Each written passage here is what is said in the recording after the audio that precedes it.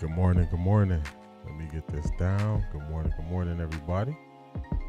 Good morning. There we go. How y'all feeling today? I see y'all are here early. Let's get to it. Make sure y'all hit that like button on the way in. Make sure you hit the like button on the way in as we greet everybody. Good morning, Dawn. How you feeling today? Good morning, Dawn.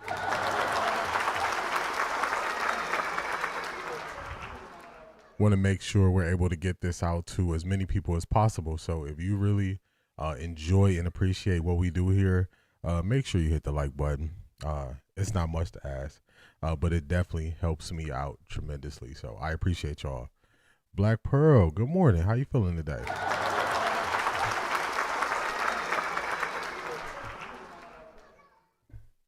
Beast, what's going on? How you feeling? Beast?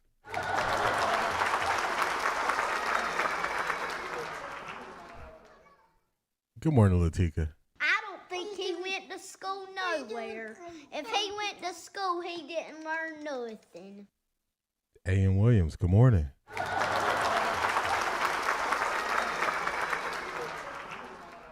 Keith Hunt, Jersey in the building, good morning.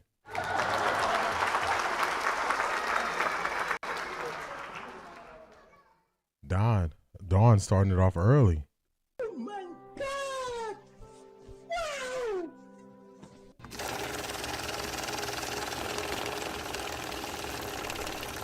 I got money. Dawn says Shedeur will soar. He's gonna be just fine. He's gonna be just fine. I'm ready to see what he does in year 2. I can't wait to see what he does in year 2. Good morning, Tracina. Good morning.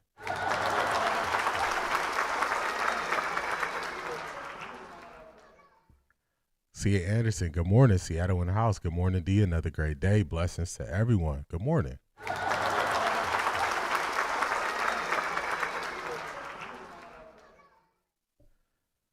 I wonder why my words spaced like that in super chats. I'm not sure. I remember last time you super chatted, it came through like that. So I'm not sure. Dawn. Yes, C.A. Anderson, tell him, hit the like button on the way in as we greet everybody. Definitely hit the like button on the way in, for sure. Doggy Bone, Orangeburg, South Carolina, what's going on?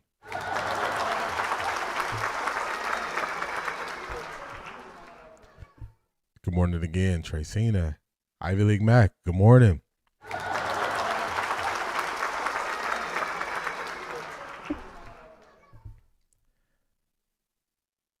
Dawn says it's raining here in Atlanta. Yeah, it's supposed to be raining here.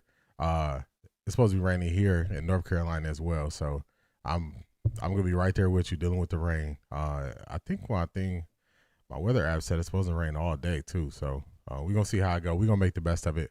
Rain, sleet, or snow, we're gonna make the best of it. Good morning, Ms. Brown.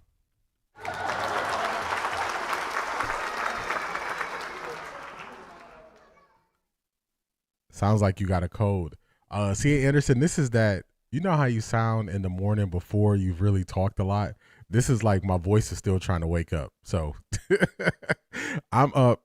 I've been up working. My voice is still trying to wake up though. So, once it gets, warmed up and ready, it'll just be my normal voice. But no, I'm feeling good. Thanks for the concern, but I'm feeling good. Beast, Jordan Seaton entered the transfer portal. Man, big player we about to miss out on. Yeah, I'm surprised by that. I'm surprised by Jordan Seaton entering the portal. But just looking overall at the overall landscape of college football, guys entering the portal, I don't take it personal. I just look at it like free agency is every year in college football. And that's the way I can like wrap my mind around it. So I just don't get too attached. To guys staying at one spot or being somewhere else. So that's kind of how I look at it. Tessa, good morning. How you feeling? Ivy League Max says it's about the NFL, not NIL. I can't argue with that. D, my guy, did I mention Matt LaFleur, little brother, to you as a potential candidate for head coach? Can't remember. I've heard the name thrown out there. Mike LaFleur. Did we speak on Mike LaFleur the last? I think we spoke on Mike LaFleur the last podcast. I think we did. I could be off, but that's a name I'm excited for too, because your brother is there. Some of the guys he's worked hand in hand with, just getting that firsthand view of a good offense. So I'm right there with you. I like Mike as an option.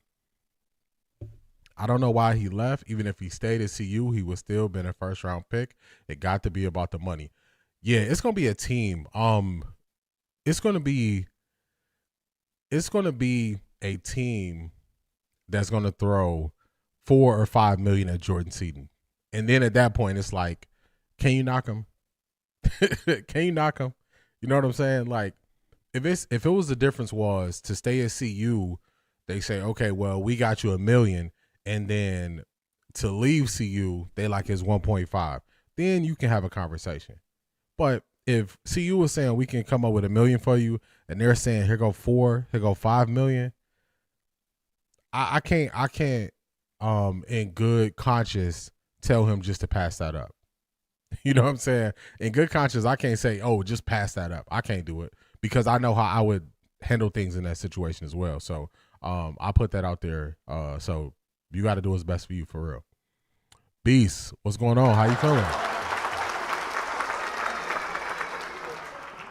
They're projecting he's going to get 3 to 4 million. Yeah, 3 to 4 million. Come on.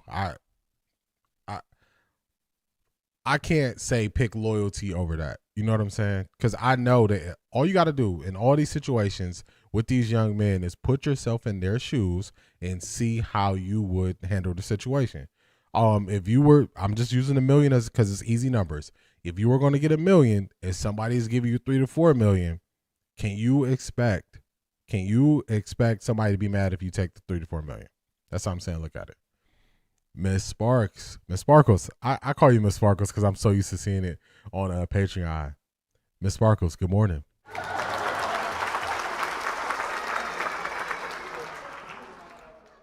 Tracina, good morning. C. Brown Run, good morning.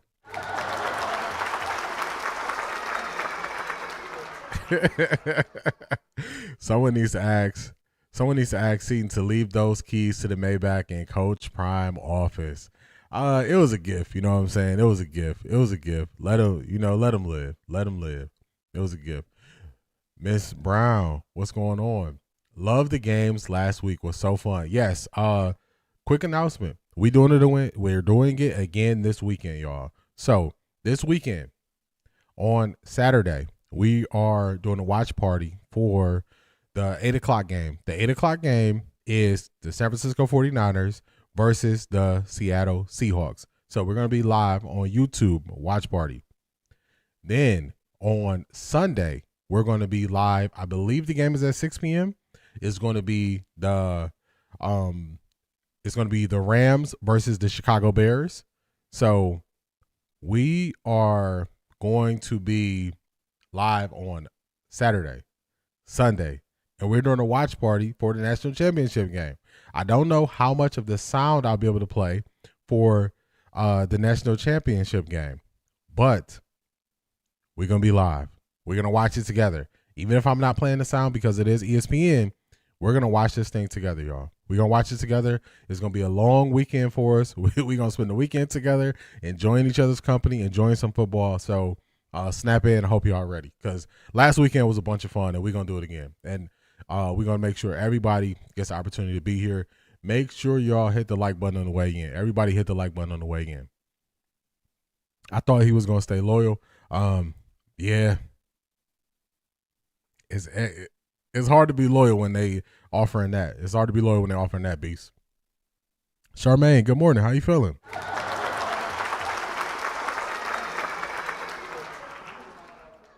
Wet 11s, good morning. How you feeling?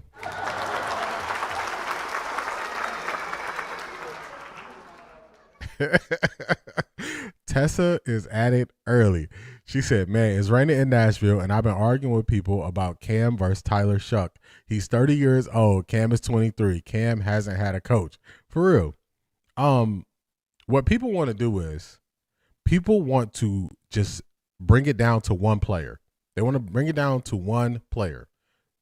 It's not really one player. You got to look at the overall system they in. You got to look at the talent around them. It's so much more to it, not just the one player. So people when they want to make a player look good, they talk about them being good even though they're in a better system.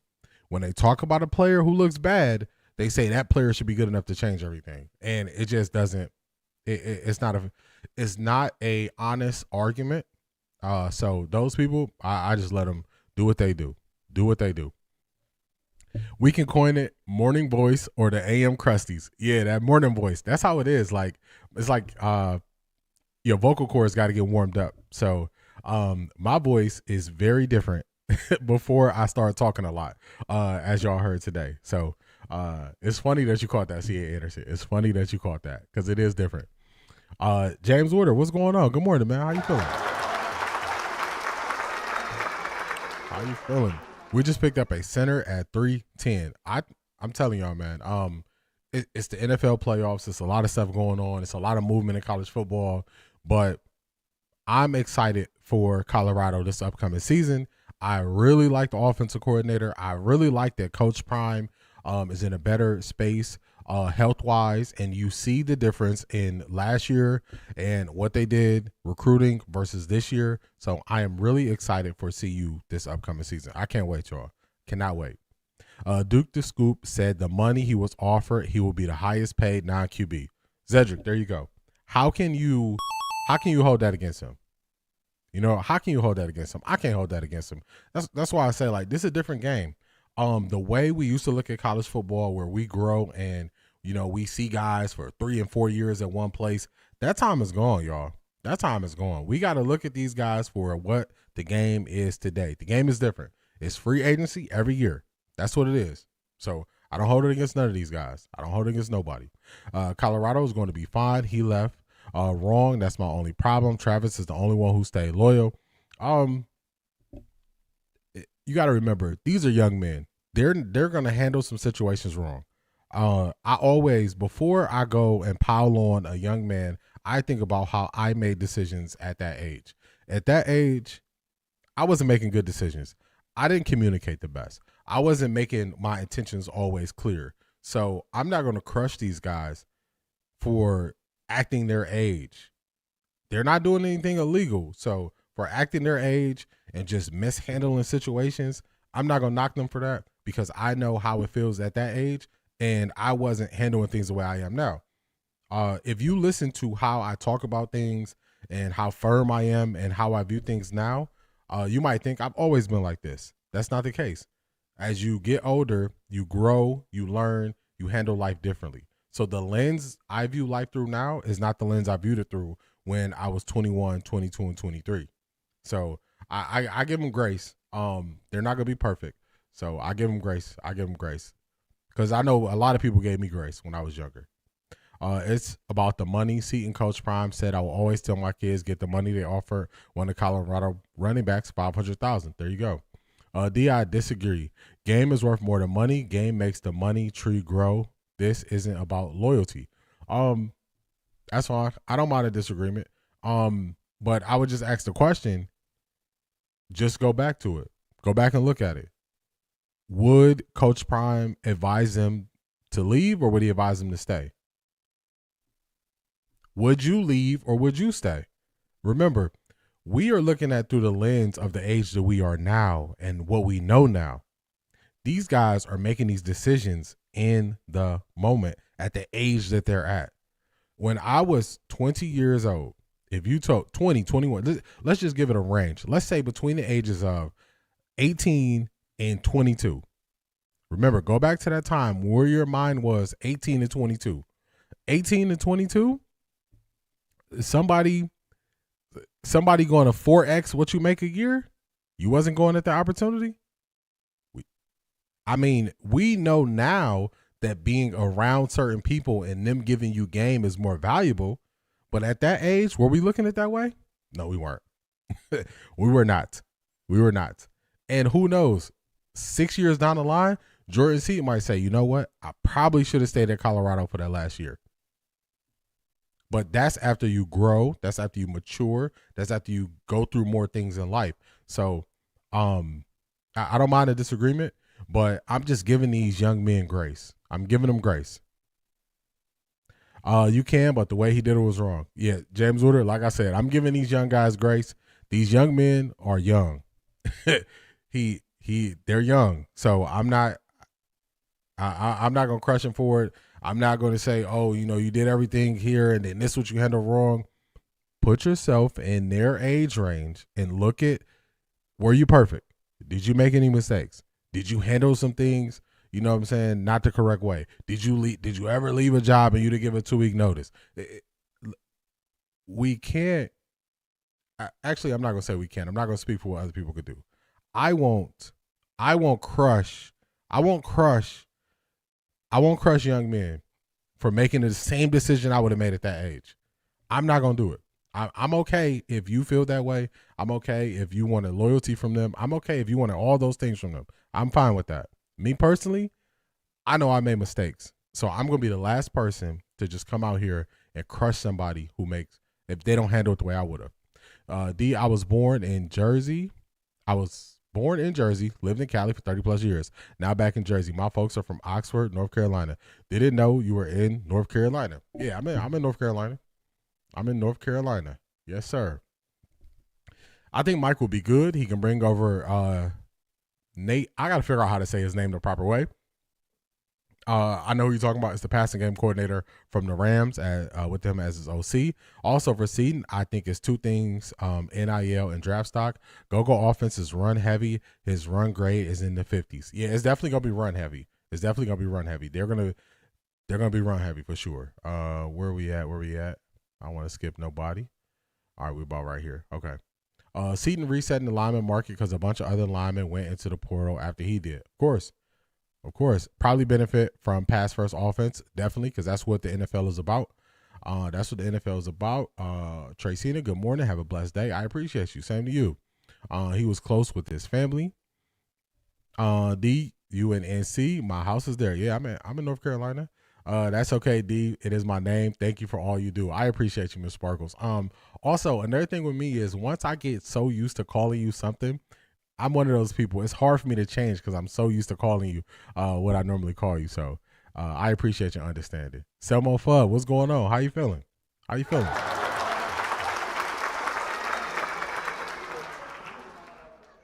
Dawn says loyalty. Yeah, loyalty it's not the same. D, Seaton's situation really shows how loyal Travis Hunter really was to Prime. That doesn't exist anymore in college football. It's going to be less and less of it. That's why I've decided to just view it like it's free agency. And then also with Travis Hunter, what he did, we probably won't see that again, y'all. We probably won't see somebody like Travis Hunter, who was highly regarded, one of the top guys coming out of high school and staying there the whole time. So you just got to enjoy it as it's happening. Looking forward to the watch party. Yes, Black Pearl, we're going to get it in. It's Saturday, Sunday, Monday. We're going to be here. NIL's a distraction. It takes the art of the game to a different level. It does. Like, if I had one gripe with NIL and the coaching changes, I would want all this stuff to happen after the national championship game. That's the part I don't like about it. Those schemes that Indiana and James Madison play will win you games for sure. Better than that go-go scheme. I'm a fan of the go-go scheme. I've been looking into it. I haven't really had a chance to really put it out there, but I'm a fan of the go-go scheme, y'all. I'm telling you, it's some stuff. They always want to argue about using content. Shaking my head. Black Pearl. I'm so far behind, so I probably missed part of it. So my fault if I'm not giving that the proper attention. My fault. This dude Q still talking about Dante Moore and Fernando Mendoza like the Browns are about to draft either one of them. Hey, they doing what they do. They got to do it for clout and clicks. Travis also gave up NIL money for players to get new players. Salter kept all the money, him and Juju, which they should, but it shows by the way he played. Yeah, it's just difference. It's difference. The standard is not the unique person. The standard is what majority of people do, not the unique person. Colorado is going to be scary. Those receivers are good. I'm excited for Colorado. I was on the stream for tomorrow. Is why I'm late. Charmaine, it's all good. TK, good morning. How you feeling?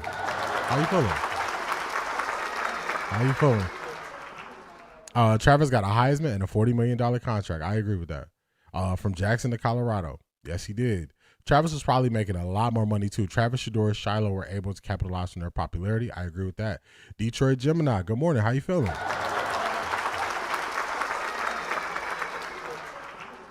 CO7 111, what's going on? How you feeling? Happy Wednesday.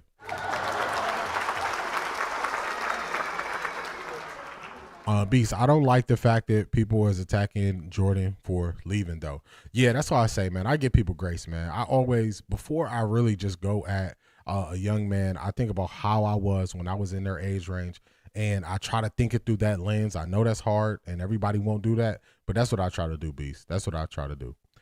D, I'm sorry he knew what he was doing. That is why he waited so long to leave.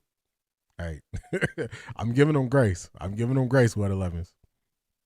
Dawn says disloyal. Yeah, I don't think I don't think we can expect loyalty in college football right now, and we got to understand and adapt to what it is now. Yes, there's grace there. In his case, though, I hope he hasn't burned a bridge with Coach Prime. You don't use a video that was to announce your return, to announce you leaving the program. Yeah, I saw something. I saw a video on IG talking about that. I don't think that's good at all. I don't think that's good. But like I said, I'm just on this one. I'm just standing on that gray side. The life is not about the moment or youthful ignorance. A lot of these guys are bankrupt 5 years after retirement because they don't understand the game. I agree. That's a fact. I'm just saying on my end, I'm not telling people how to feel. I'm not telling people what to say. I'm just saying for me, I'm giving them grace. That's what I'm saying. 18 to 22, I was locked into the Marines, but later I wish I would have played college football. I agree with you, Keith. I wish I would have pushed a little bit harder in sports, but I just made different decisions. I know he is young, but they considered them family, so he is wrong at how he did it. Yeah, I'm not knocking it. I'm not knocking it. You never know what the future holds. I would take the money because being a part of the 1% of NFL draftees may not happen, or they may get hurt. They put their bodies on the line, not us. I agree, C. Anderson. It's real easy to critique from the sidelines when we don't have to deal with what they deal with every day. I'm giving Jordan grace. We have no idea what's going on with the team internally. Yeah, I'm giving them grace. I'm giving them grace. Also, they have family and agents helping them to make decisions. They do. My son 10, I told him word is everything. C has CU to make a video saying he's staying, just say leaving at least. Pay for it. He got it. Hey, yeah, there you go. Hey, see, I'm cool with that. Pay for the production, man. Hey, we spent time on this. Pay for the production. Pay for the production.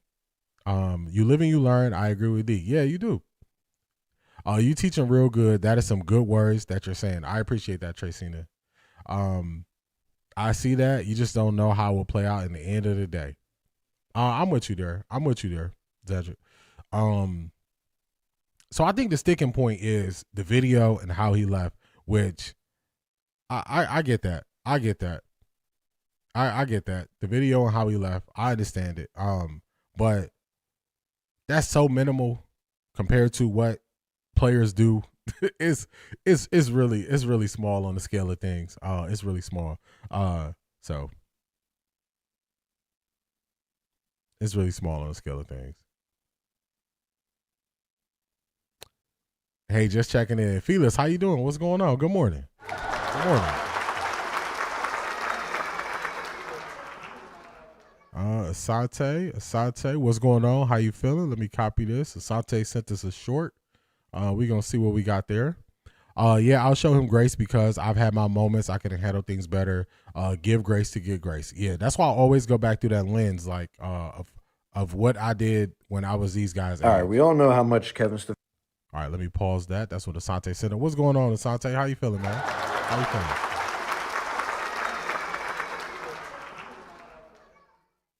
Where are we at? There's 10 to 12 different ethnic schemes.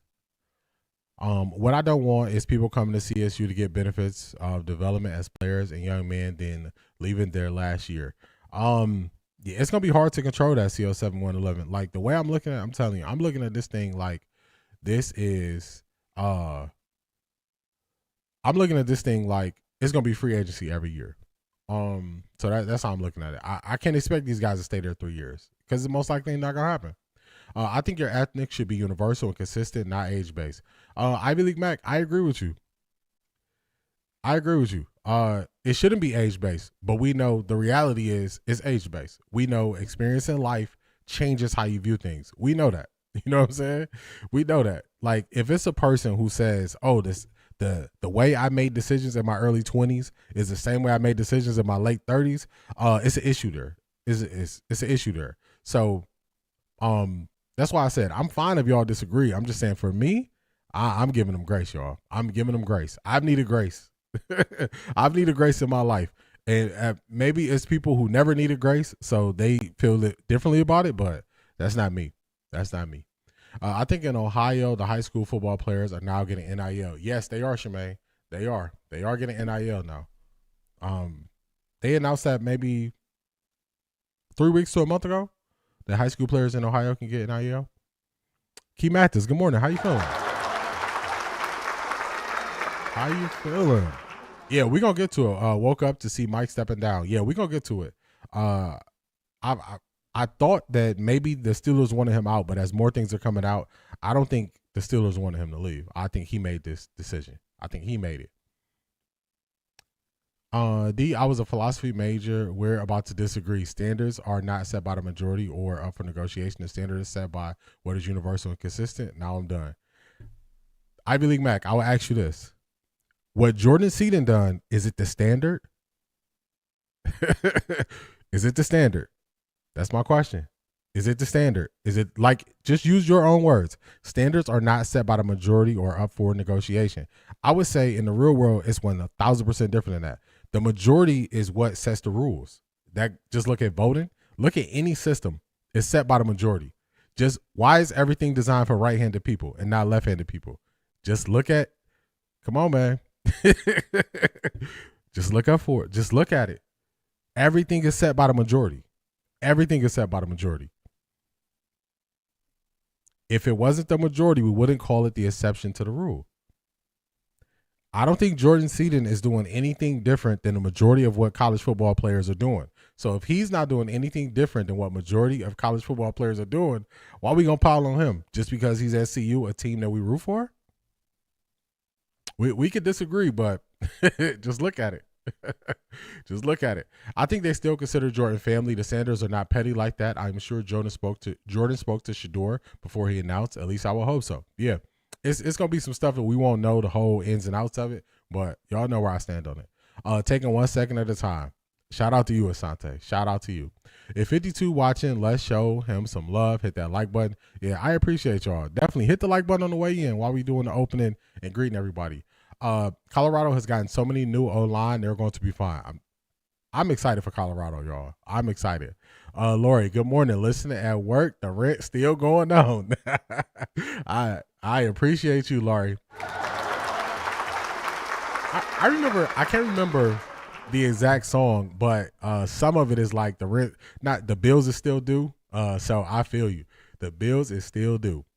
The bills is still due.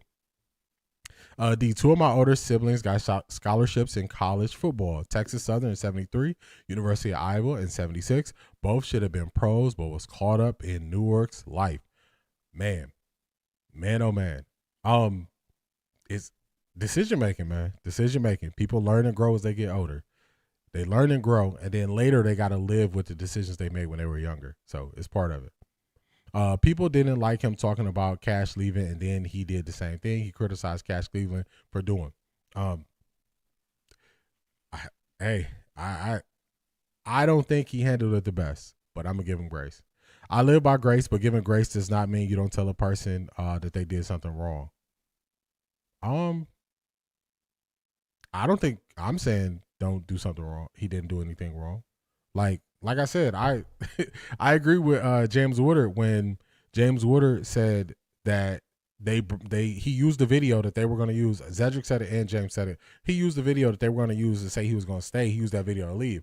I don't think that's okay. So I'm not saying everything he did was right. I'm just saying I'm giving him grace. I think it's definitely a line there. It's definitely a line there.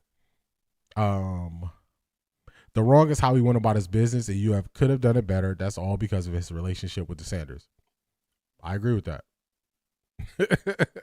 I agree with that. I'm not arguing with that, Wet 11s. I agree with that.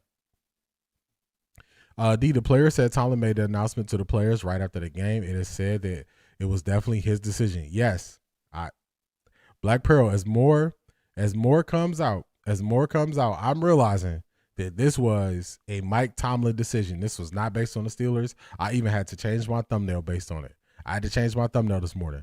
Advice, always leave right, so if you have to come back, you can. I agree with that. I think that's good advice. Where did Jordan go, or is he still lingering in the portal? He's still in the portal. I haven't heard any announcements on him going anywhere. The rules, democratic decisions, and majority of outcomes are different from ethics, values, and standards. I'll talk football now. I think you kind of going in two different places, Ivy League Mac. I think you're going in two places because in your last comment, you said standards are not set by majority and up for negotiation.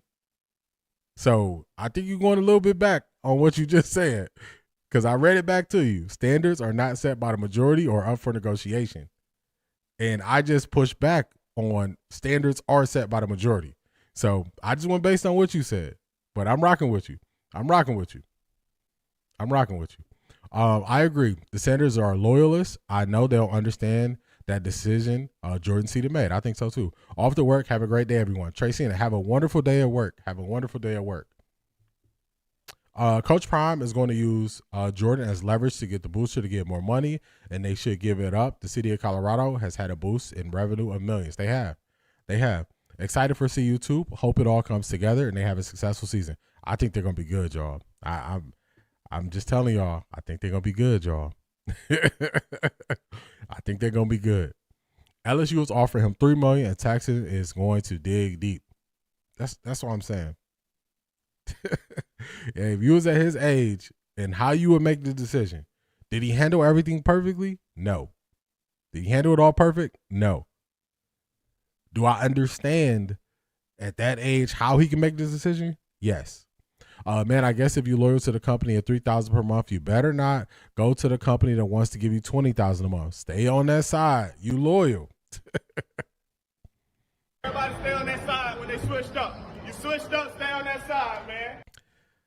See, Anderson, that's all it is. Just bring real life to it, y'all. That's all I'm saying. I'm not saying he handled it perfect, but bring some real life to it.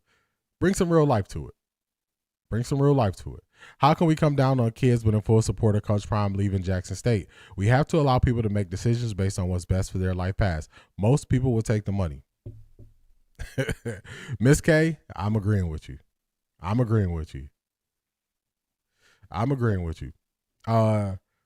It's just Maya. Good morning. How you feeling? What is the case for thinking that Tomlin left on his own terms? Let's get to it, y'all. Make sure you hit the like button on the way in. Shout out to all of y'all for being here. Let's get to it. Let's actually start with that. Let's start with Mike Tomlin. Let me get to it. I got a bunch of videos here. So let me get to actually hold on. We're gonna do this thing right.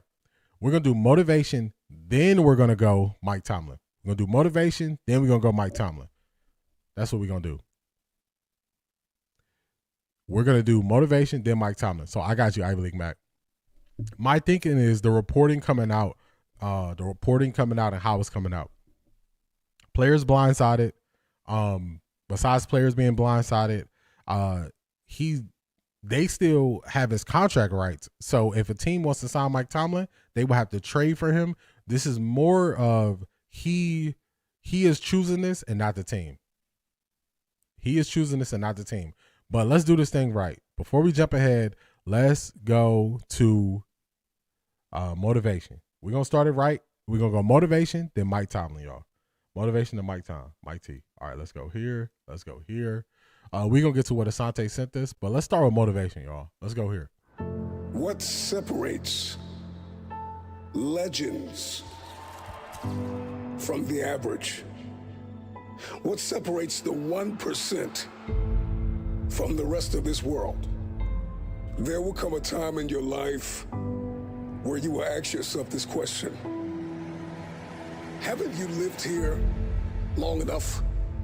You've been in doubt and fear and uncertainty and confusion and comparison long enough. Haven't you been depressed long enough? Haven't you been broke long enough? Haven't you been broken and fractured and defeated and demoralized long enough? You still think you have time, but I came here to sound an alarm in your heart, to let you know that tomorrow is not promised. I'm convinced that there's somebody listening to me who refuses to stay where they are, who will make the decision to separate yourself from the average. I want you to consider this my personal invitation to you into the 1%. This is not about a socioeconomic background. This is not about how much money you make or the car that you drive. This chiefly is about the person you become. Metaphorically speaking, go find a mirror, wipe the blood out of your eyes, and tell yourself, I can see now! I got royalty in my DNA. Man, oh man, y'all. I was watching this and I was like, this is it. This is the one. This is the one we're gonna use. Let me respond to Asante. Yeah, Asante, I got you. I watched this and I was like, this is the one. This is what we're gonna use today. Just pushing yourself to that next level. Making a decision to separate yourself from everybody else. Making that decision. So just watching that, I was like, I have to share this with everybody. It's even a longer video than that, but I just like it. I just like it so much. Yeah, his Eric motivation is so good. His words so powerful. I like the way he puts it together. I like that. All right, you want to share it? Let me share this for y'all. I got you. I'll drop the link. That's a really good one, y'all. And it's longer than that. But we got to do this thing right. It's about 26 minutes long, and I just enjoyed that so much. So hopefully y'all enjoyed that. Let's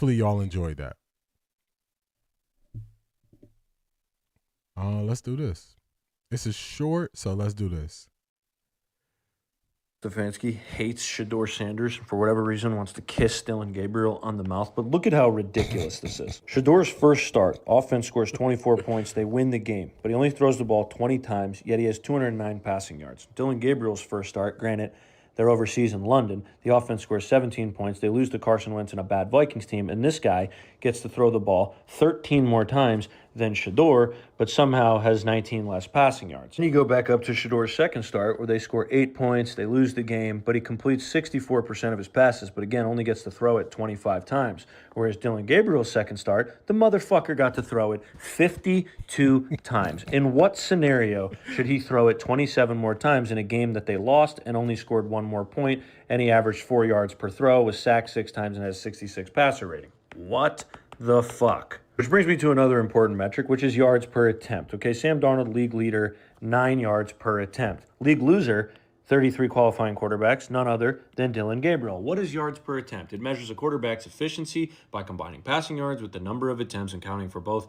completions and incompletions. A high YPA indicates a quarterback is successfully moving the ball downfield. You see that? Successfully. Okay, 5.1, not successful. Where would Shedeur's yards per attempt be? 6.6. That's below the league average of a 7. However, you find the 6.6, draw the line. It's a bad line. Ignore it. He is above Bryce Young, above Bo Nix, above Flacco, above Cam Ward. Wow. Now you look at the yards per completion. 13.2 league leader, again, is Sam Darnold, while the league loser, hello, Dylan Gabriel, For real, has the 11s. bottom taste, is an 8.5, while Shedeur Sanders' yards per completion is a 13.1. Now, I'm not delusional. I do not think Shedeur would be second on this list, though Gemini even tells us that yards per completion is generally misleading as it doesn't account for the number of passes attempted. Well, okay, brother, show me the attempts of all 3 of these Browns starting quarterbacks just in their first 2 starts this season, where you go to yards per attempt and yards per completion, and you see that Shedeur Sanders' number is better than both Dylan Gabriel and Joe Flacco in both their first 2 starts, all while those 2 fine gentlemen have been afforded the luxurious opportunity to throw the ball 90 times and 85 times, while Shedeur just 45 times in the first 2 starts. All right, we all know how much Kevin Stefanski hates. Shout out to Asante. Yeah, he was definitely hype right there. Shout out to Asante. It's clear once you really man, my bad, Ivy League Mac. My body's tripping. My apologies for that. You said hey to Shanithia. My body's tripping. My bad about that, Ivy League Mac. Hopefully it didn't time you out. There. We saw this. In real time. Yeah, I knew this was happening in real time. I called it out in real time. The biggest issue with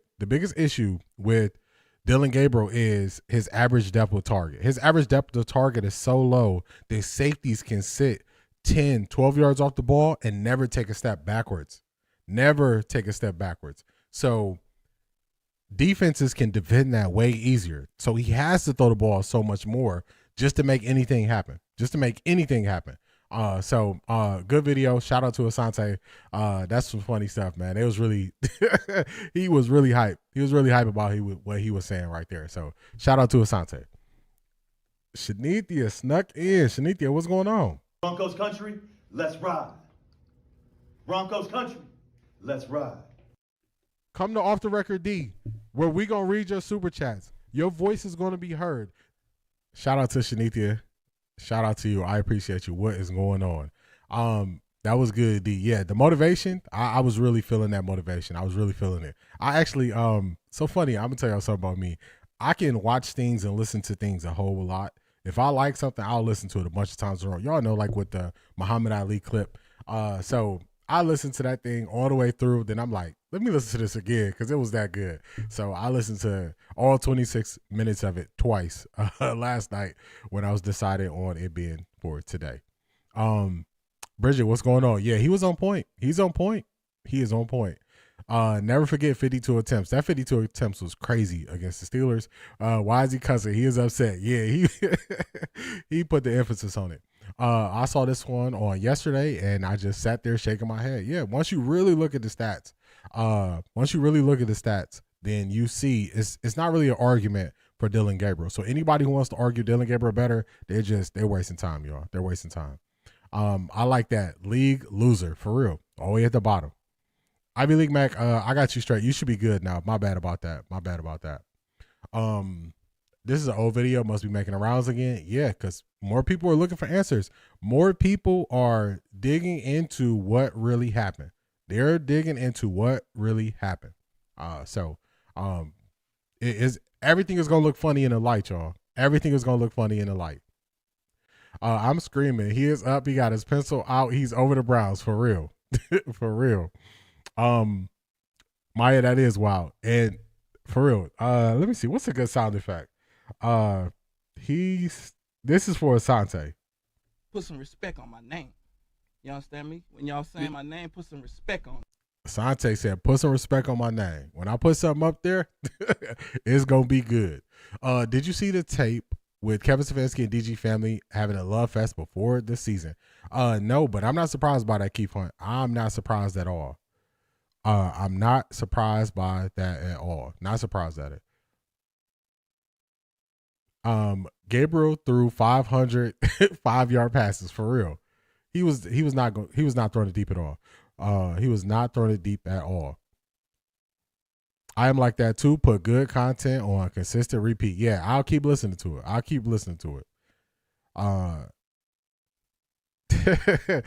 Keith Mathis said, I see you on the scoreboard. I see you. Yeah, Shanithia at the top. She's at the top of the leaderboard. Let me copy this. What 11's got for us? People that watch our show are strong. So all right, we're gonna get to that full one. We're gonna get to that full clip that what 11 sent us, where we leave off at. He was definitely on point. Numbers do not lie. Shaking my head. Yeah, it's certain stuff they don't have an argument for. D, that's the whole clip of the guy on the pivot. Okay, we're going to play that next. Jimmy Horn in Cleveland. I would love to see Jimmy Horn in Cleveland. That's the type of speed you need to take the top off the defense. That's the type of speed you need. Yeah, tell him put some respect on your name, Asante. Put some respect on my name. Yo, that stat drop was on point. Yeah, shout out to Asante. Shedeur basically got a mulligan for last year. AB and Haslam, no, he didn't get a fair shake. I agree with that. Yep, I seen it telling his family he loved him. Oh, wow. I didn't see that video, but I'm not surprised by it. Is it Shanithia's birthday? Shanithia, it's your birthday?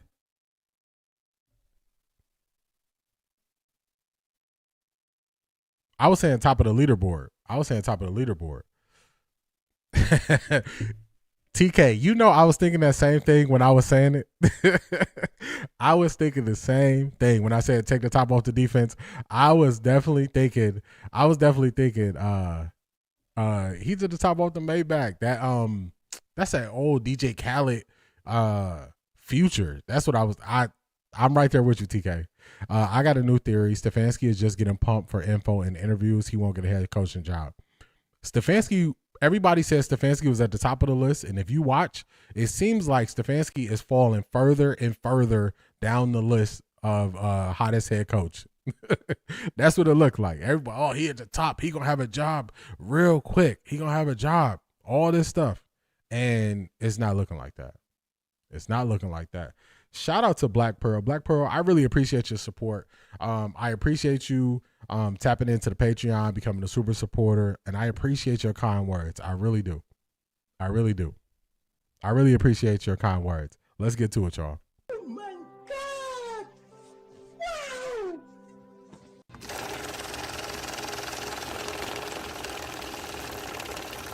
I got money. D, everyone that watches football can see the sabotage that Kevin Stefanski was using against Shedeur. The fact the Browns Haslam AB didn't step in to stop it makes me nervous that they will do right by Shedeur now. They did a magic trick. They made Kevin Stefanski disappear. They snapped their fingers. You're not in charge no more. You're not the man no more. So they made him disappear. So they made him disappear. So Black Pearl, I wouldn't worry about it. Both of them, AB and Haslam, spoke on development. And to me, that means they watched firsthand that Shedeur wasn't getting developed properly, especially considering he was the best one in the room. So especially considering he was the best one in the room. So I think that's what it was. So I think he's gonna be fine. Shanithia says she appreciate all the Stevie. Oh, I'm sorry, I'm reading too. Shanithia says she appreciate all the happy birthdays, but her birthday in October. We trying to give you an extra birthday. We give you a January birthday and an October birthday. We doubling up on you. We doubling up. What y'all gonna do with Jessica Judy if y'all get Jimmy? We ain't the Titans. Do not need him. I think he's gonna be on the team another year, but I'm going through. So if you were on the watch party stream this weekend, I was saying I was gonna watch and show y'all Jerry Jeudy doing some extra stuff on routes. Jerry Jeudy, I think, played 681 snaps. So I'm in the process of watching all of his snaps, and I already started to find where he's doing the extra stuff. So I'm going to put that together, but it's going to take time because it's 681 snaps that I got to go through. I got to go through 681 snaps. So, but I'm going to get it out there to show y'all that these guys with speed, they're going to look way better. They're going to look way better, y'all. Way better. Did y'all see McShay and his co-host talking about Shedeur again? McShay thinks they should draft a QB with the late first. Co-host said they should build the O-line and wide receiver room. Todd McShay. After watching what Todd McShay did last year and watching how he was the one who spread all the narratives that he was receiving about Shedeur, I gotta leave Todd McShay over there. Even as co-hosts, I gotta leave them over there. I gotta leave them where they at. They gotta stay on that side, man. Everybody stay on that side when they switched up. You switched up, stay on that side, man. They gotta stay on that side, man. I can't let them play the YouTube game with me. I can't let them be out here and just getting me for views and trying to hit me with the emotions because you got good cop, bad cop. I like Shedeur, you hate Shedeur. I can't let them get me. So I just got to let them stay where they at, man. They got to stay where they at. DG played Kevin Stefanski out of job, for real. For real. I'll take the extra birthday love. Yeah, we adding you an extra birthday. I agree, D. That was the subtle theme development. I agree. Kevin Stefanski did his Miami interview today.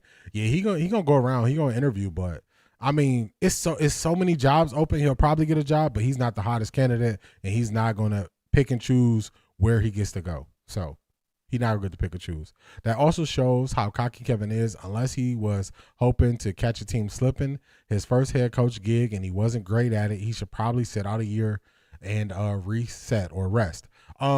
So there are some stats going around that after your first head coaching job, you usually don't have that much success in your second head coaching opportunity if you don't take any time off. So I have to find the whole clip. Don't play that one. Okay, I'll hold off on that one. I will hold off on that one. I'll hold off on it. Oh, where do we leave? We are up here somewhere. Taking a tagline from The Rock, teams can smell what Stanky was cooking. It's going to be difficult for him to get a job. Yeah, he gonna get one of the lesser tier jobs and just kind of flame out, I think. Kevin Stefanski may have been at the top of the initial list of 3 hired coaches. That has changed. Maya, it's changed a lot. It's changed a lot. In my opinion, these teams are evaluating what Kevin Stefanski did. I doubt any player is enthusiastic about him as a coach. For real. For real. Stefanski engaged in coaching malpractice. Now he's being found out by folks in the league. For real. They're just making content, trying to make money off his name. Stay on that side. For real. They got to stay on that side. They got to stay on that side. Mache got fired because he was always drunk at work. Yeah, people got skeletons, y'all. Just like Maya Angelou told us, these people, the most dangerous people are the ones who get up here and talk like they don't have skeletons in their closet, like their closet is clean and empty, and it's not. And it's not. Cleveland needs to draft a tall wide receiver that catches with his hands, pluck the ball out of the air, give extra effort on 50-50 balls. Miss K, I'm right there with you. That's what I want. I don't want the undersized speedy guy. I want the guy exactly what you described. Tall, catches with his hands, pluck the balls out of the air. That's what I want. Shout out to Charmaine. Oh my God! Wow!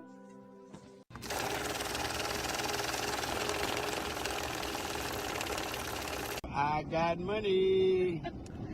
Shout out to Charmaine being a super supporter on Patreon. I appreciate you and all your support. My 12 jersey got delivered. I am so excited. I just can't hide it. That reminds me of Nutty Professor, where he was so happy. I ain't gonna sing it to y'all in my bad voice, but shout out to Charmaine. She got her Shedeur jersey. She got it. I know you hype about that. New wide receiver to Browns, Isaiah Wooden, senior from the CFL. I got to look into him. I got to look at his size. Usually when the Browns sign a person to a futures contract, that means they are a development player and they want to get them in the system, get them in the scheme, and see what they can do further moving forward. So I got to look into him more. He did mention that he outplayed his draft status and should have been picked earlier, though, almost a year later. Shaking my head. I saw it, just thought it was interesting. Yeah. Zedric is wild because now the football is out there. So you can't deny the tape. McShay is on that anybody but Shedeur train. For real. He's been a header for a long time. I think AB has a plan of a do-over for Shedeur the right way, at least I hope. CO7111, that's how I'm feeling. I think Kevin knew he was going to get fired. He banked on Dylan, and ultimately, Dylan was his downfall. For real. That's it. That is it. I hope he gets another job so he can take his media fans with him. For real. Take all your peoples with you. Load them up.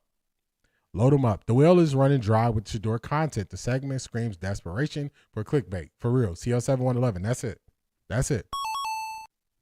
Hello, Shedeur. My name is Trevor Lawrence. I should have called. How did you have the Buffalo defense timid of you? He should have got some extra help. What was you doing over there? I mean, Shedeur has been pretty silent and appears to be intentionally not being in front of the camera. He's taking some time to get away. He's taking some time to get away, and I think that's cool. Word is Shedeur might be going back to 2. Really? Because DeAndre Carter missed the whole season. So he missed the whole season. He was number 2. So if he going back to number 2, I think I might, if I can find the 12 in white, that's the one I want. But man, Shedeur jerseys are hard to find, y'all. They're hard to find. I find the brown ones a lot, but I want it in white. And the white, you just what made you? Because all right, so we're gonna get to your clip. Shout out to you for bringing that back for us, White 11s. He's a returner. Got you. They need help in the return game for sure. They need help there. So they can't just keep signing guys, veteran guys to returners. They got to develop somebody as a returner. They have to. Will Shepherd would be good. He won't cost much. Plus his chemistry with Shedeur. I agree. I think if you are going to go all in on the quarterback, you got to bring in some people he's familiar with. You have to. I think the new wide receiver is 5'9". Yeah, if he's a returner, I don't care too much about his height, but like drafting a receiver, I want him to be taller. Shedeur needs a break. I agree with that. I hope Kevin Stefanski brings DG to wherever you go. Yeah, take your mans with you. Are you going to get to what Shedeur fans said about him? I didn't see it. What did he say? I didn't see it, Beast. Mike Tomlin says he wants to be in a warm climate. I cannot knock him. I don't blame him for that. Number 2 is his vibranium. Yeah, it's going to be crazy he go back to number 2. I'm hoping when he rests, he'll do a 2 legendary podcast. D, I'm waiting on that white too. Yeah, I need the white jersey. Bring Shiloh for special teams and safety. Asante, I agree with that. Because Cleveland got to clean up their special teams. They got to clean it up.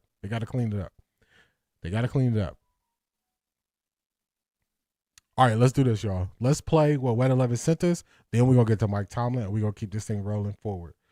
Here we go. We got it here. People that watch our show are strong supporters of Shedeur. Oh, about Boog? Oh, yeah, definitely. Beast, we definitely got that. My bad. Beast, we definitely got Boog. Boog did an interview with a smaller podcast, so we're going to make sure we shout out the podcast for everybody to go check them out. We definitely going to get to it. Sanders, what made you make that choice today to wear this jersey? It's all about the underdog, and I think Shedeur Sanders is put in a peculiar position where his dad's a great, but a lot of people don't like that relationship that his dad has in his life. But what I see is a black father investing in his son, and I think, you see how he coaches him but fathers him, and I think that's one of the most intimate experiences that I get to witness is what he poured into his sons, is that confidence, that belief in self. And I think there's a lot of judgment on how he exists, but I just see somebody who's confident in himself and wants to pursue greatness. And he was projected high in the draft pick, but pick 144, I think a lot of people would quit mentally. I don't know what that is like.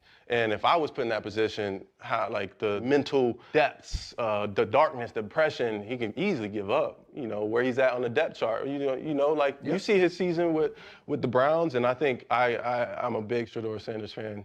I think you can be a Jags fan, but I'm a big fan of players as well, because I think that's when a player transcends the team, that's responsibility. And I think Shedeur has crazy amount of responsibility, and I think that's on his shoulders.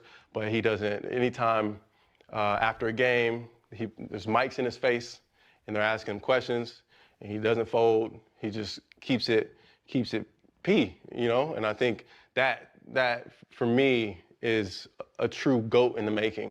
Just what made... I like it. Somebody asked, who is he? He is an actor. He's an actor, repping Shedeur and Coach Prime. I like his perspective. I wish they could find a way to get Tomlin in Atlanta. Yeah, they're gonna have to trade. They're gonna have to trade for Tomlin. Tomlin's gonna have to be traded for. Team's not gonna be able to just snatch him.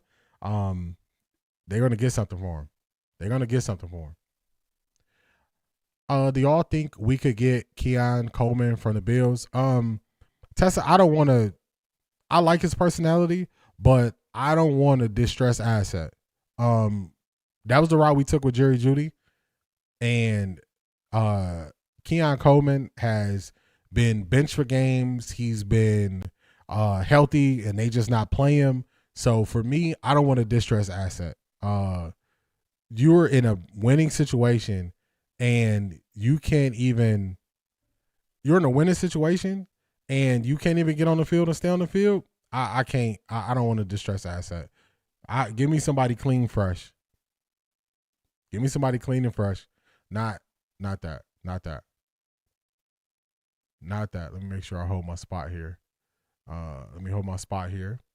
Shout out to Keith Hunt. Oh my God! Wow!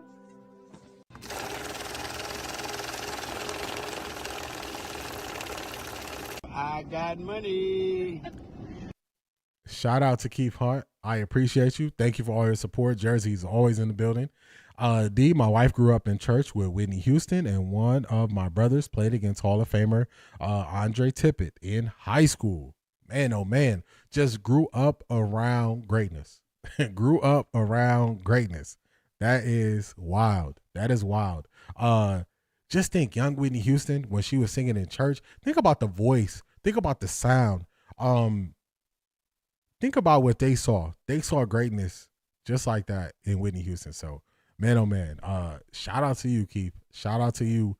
To me, Whitney Houston, she is easily top 3 voices of all time. And if you disagree, that's a you problem. But Whitney Houston's voice, especially live compared to some of these other singers, Whitney Houston is up there, y'all. Hey, and I ain't gonna argue about it. I ain't gonna go back and forth about it. I'm not gonna go back and forth about Whitney Houston and her voice. I'm not gonna do it. So if you disagree, that's cool. That's cool. We ain't gonna go back and forth about it. But that's greatness right there, y'all. That is greatness right there. Greatness. If that's the case, Mike Tomlin is going to Miami. I can see him going to Miami. It's ironic that Cleveland media says AB and Shedeur are the barrier for getting a coach, but in reality, the Cleveland media is an issue, a big time issue. Cleveland couldn't handle another Sanders being on the team. They can't. They barely handling one. Barely handling one. They completely crash out over Shedeur and Shiloh. They would. Hi, Kevin Stefanski. My name is Karma. You had an opportunity to help Shedeur. You are now receiving karma, for real. This would be the third Sanders. It would, because we got Raheem Sanders. Shiloh can come to the Titans. We need him. Yeah, I think Shiloh has opportunities in this league. Look at Ryan Clark. Ryan Clark, he was looking real weird during this when they're speaking so highly of Coach Prime and Shedeur. So highly. I think Shedeur should go back to 2 legendary. It will symbolize him going back to his winning days. That's could be 1. I think he will get it back next season. AB is cutting Andre. Watch. DeAndre Carter, I don't know if we signed him to a multi-year deal or it was 1 year, but he didn't play the whole year, and they're loading up on return guys. So if they're loading up on return guys, he probably will not be there. He probably won't be there, y'all. That's what I think. He probably won't be there. Will not be there. I would love to get that custom jersey he has. Is dope. Yeah, that jersey is fresh. I like his jersey a lot. I like the jersey he had on a lot. Great comments on Shedeur and Coach Prime. He speaks very highly of them. They can sign Tim and Craig off the Packers practice squad. Yeah, but if they do, I don't know if they can just straight sign him off the. Well, they probably could sign him off the practice spot if they left him there. But it's hard to want to come to the Browns, y'all. I know Shedeur is here, but you leaving a team that's just in the playoffs, that's in a winning tradition, winning culture. It's a hard sell coming to the Browns, y'all. It's a hard sell coming to the Browns. I just say that, hard sell. How does trading for a coach work? I believe the NFL limited the type of draft compensation you can trade for a coach. I believe it's a 3rd round pick. I believe it's a 3rd round pick is what you can trade for a coach now. You can trade players for a coach. Has this been done before? You can trade draft capital for a coach. Draft capital. He played in football movie Him with Marlon Wayans. Yes, he did. Hey, D, how powerful are these agents? My thought is they big mad because they would not be able to control the Sanders contract and money. The agents play a big part in the narrative. They play a big part in the narrative that goes out there. The narrative out there on players, agents play a big part in that, And that's where the relationships come from. When they talk about, oh, this person has relationships and all that stuff, that's where it come from. Shout out to Miss Brown. Oh my God! Wow!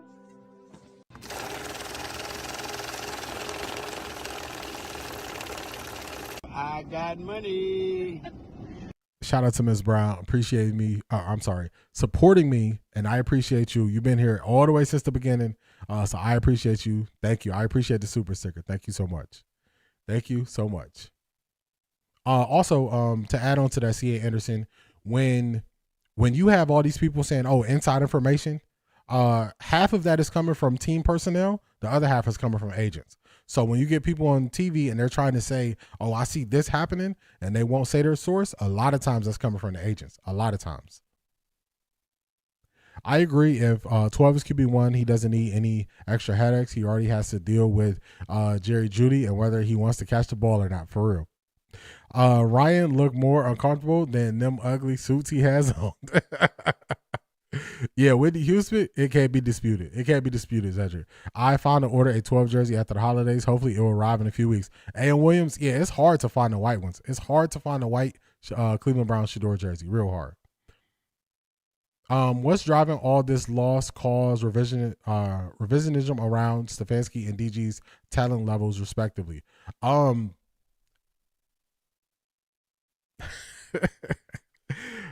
We'll just say it's not about who you are and what talent you have. It's about who you know. So they are part of an organization who has people public facing, and they're spreading good information about them, not necessarily going based on their track record or their history of what they've done. So I'll say that. I was about to come out my neck sideways, but I had to catch myself. They are so upset that people love him like that. Yeah, they don't understand the Shedeur love. They don't understand it. Boogie, I read he is part of the Sanders management team. Yep, we're going to get to him. We're going to get to him. Carter should be gone, but we will see. He should be gone, Cedric. He should be gone. I sent Shedeur a big picture of him walking to the dugout when I went to the Jets game to his P.O. box. I hope he like it. I just got his white jersey, and I got his white jersey in the summer. Yeah, it's so hard to find a white Shedeur jersey. This young man's brother was killed in a car crash, and he spoke of his grief and ability to persevere. It was a good podcast. I got to watch the whole thing. It's hard for me to watch a whole podcast from the pivot, but I'm going to take your word. Maya, I like your taste in entertainment because you're also really big on Denzel Washington. So I'm going to take your word for it. I'm going to watch the whole thing, but normally it's hard for me to get through a whole podcast at a pivot. All I see is fans saying they better not hire Stefanski. The Ravens or Falcons don't want any parts of Kevin. They don't. National reporters starting to report they want a young offensive mind to pair with Schwartz. Exactly what we thought, D. For real. It makes sense. It only makes sense. Whitney Houston, a high soprano alto during the 80s, she and Anita Baker were the stars of that time. For real. That's why I say certain stuff, I'm not arguing about Whitney Houston. If you don't like it, you just don't like it. The agents have been tipping the scales hard this year. Maybe I never noticed it because I wasn't as tapped in. For real, a lot of this stuff is coming from the agents. Harris from Sports, what's going on? How you feeling, man? I sent a bunch of videos to your IG. I sent a bunch of videos to your IG, Harris from Sports. What's going on? Carter is just holding 12 number up. Number 2 up, for real. Bull works with Travis too. Yep, he's going to talk about that. He's going to talk about that in the interview we're going to get to. Me too, but it was a good episode. All right, I'm going to take your word for it because, the pivot, they be something else. I'm curious about how much pull the agents have with the owners. Question, is the agent's commission taken off the top of a $20 million contract, or is it paid in increments? I got to look into that more because I've heard it explained 2 different ways, C. Anderson. I've heard that they pay them off top, that 3%, and let them keep it moving. And I also heard in larger contracts, they pay them over time. I've heard both. So we got to see. I've heard both. I got to look into that more. But I think they got major pull because they're the ones who have the one-on-one relationships with the owners. They're the ones. You have to customize the white jersey. Yeah, I've been looking for the white jersey. It's not Coach Prime because it's hard to find. I'll tell you that. You have to customize it. Oh, got you. Whitney Houston was the best. Yeah, A.M. Williams, I ain't arguing with nobody about that. I ordered both the brown and white jersey as soon as he got drafted. Now I just need the other one. Are you talking about the brown, the special brown jersey? I can't think of the name of it. but it's a different one. It's two different Browns jerseys with the orange letters. Carter thought Shedeur was going to drop the back for number 2. He was wrong. I agree with that. All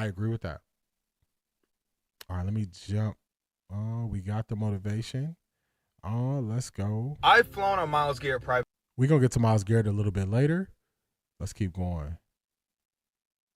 Let's get to Mike Tomlin. We said we're going to talk about Mike Tomlin. Let's get to Mike Tomlin. Let's go here. He's away, and All right, let me get this up for y'all. Boog is the man. He has known Coach Prime and Shedeur for a long time. He has. Just sent you the jersey I got on TikTok. All right, let me pull it up. Let me play this, and then I'm going to check it out. Let's get this down. This is Kimberly Martin. I like Kimberly Martin. Kimberly Martin is going to speak on what she was hearing. Oh, the solid brown one with the orange number. That's the one I was thinking about. I saw that one is available. Personally, I like the Rams play jar Nate as the next head or next OC. I like him too. Ivy League Mac. I worked with Sean Payton the year he was gone from coaching and worked at Fox. Every week, Sean would sit in that avocado or green room at Fox and watch all the games and take notes. Tomlin's going to get a chance to step away, watch the league as an observer, and also be able to pick the brains of people like us on air, off air, and really get to lay out the landscape of the NFL and where he wants to go next. Figures ain't touching it, and he's going to walk in. Every company in America wants him to come in and give, because think about it, what he's done for however long he's done it, and with what we all say is below average at most of the time, rosters getting the most of his players. Every company in America, he don't need to get on anything. He can do what he just pick whatever day you want to go. Does Mama need new shoes? I'm gonna go right here, right now. You know what I mean? So let's look at it though from the other side. What I was saying is I'm not worried about Mike Tomlin. Right. Well, let's show you what Mike way that they are continuing to go, which covering this team. There's such a disconnect. Yeah, I want to hear Kimberly Martin on this. I don't kind of care about the other people. Selma Fudd, that's fresh. I'm gonna pull that up. I'm gonna have to. I'm going to have to take off the sound when I play it, but that's fresh. Selma Fudd. All right, let's get to Kimberly Martin.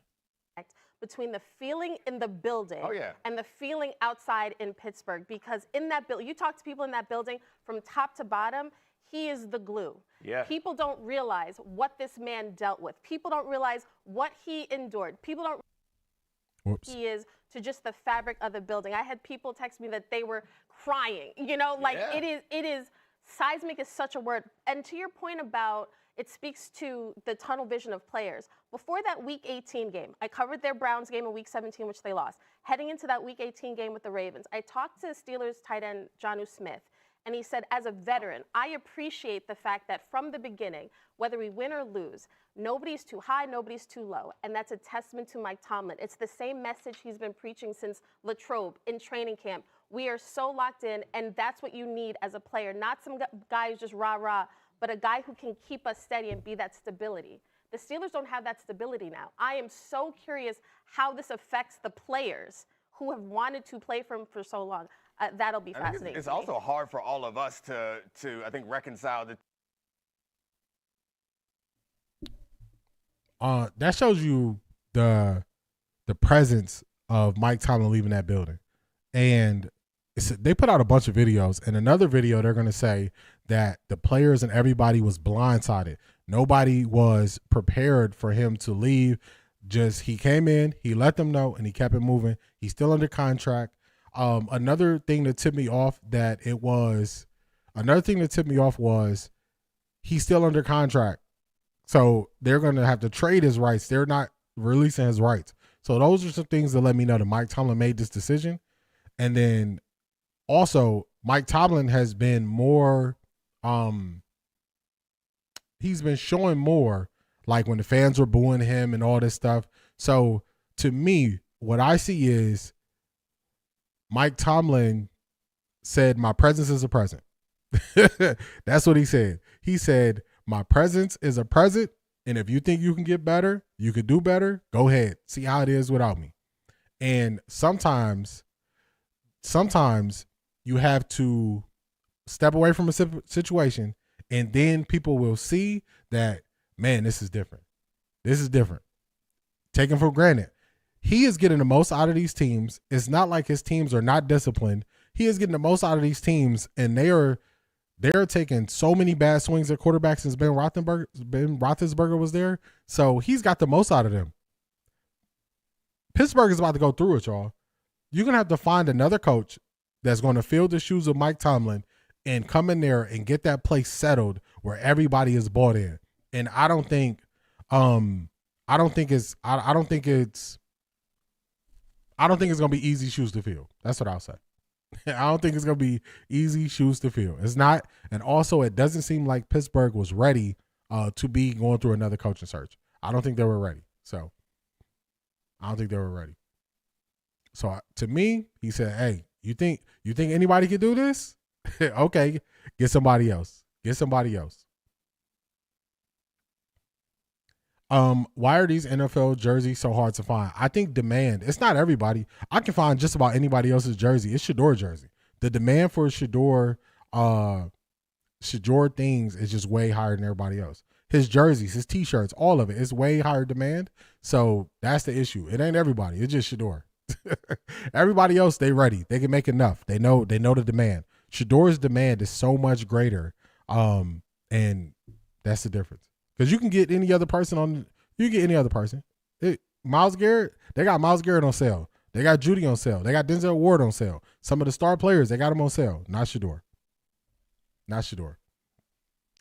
Just trying to connect some of the dots that the media won't explore, except say Shedeur Sanders should not have had his dad as an agent, or he was not represented by an agent. They don't like when people do things that are not traditional, especially when it comes to representing yourself. When it comes to representing yourself, the NFL does not like it. They are stuck in their ways, and they do things that are outdated. Just like what 11 said, Lamar Jackson's mother is his agent.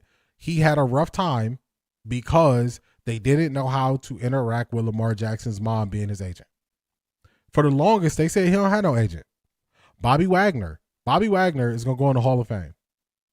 When he represented himself, he said it was difficult because teams didn't know how to talk to him.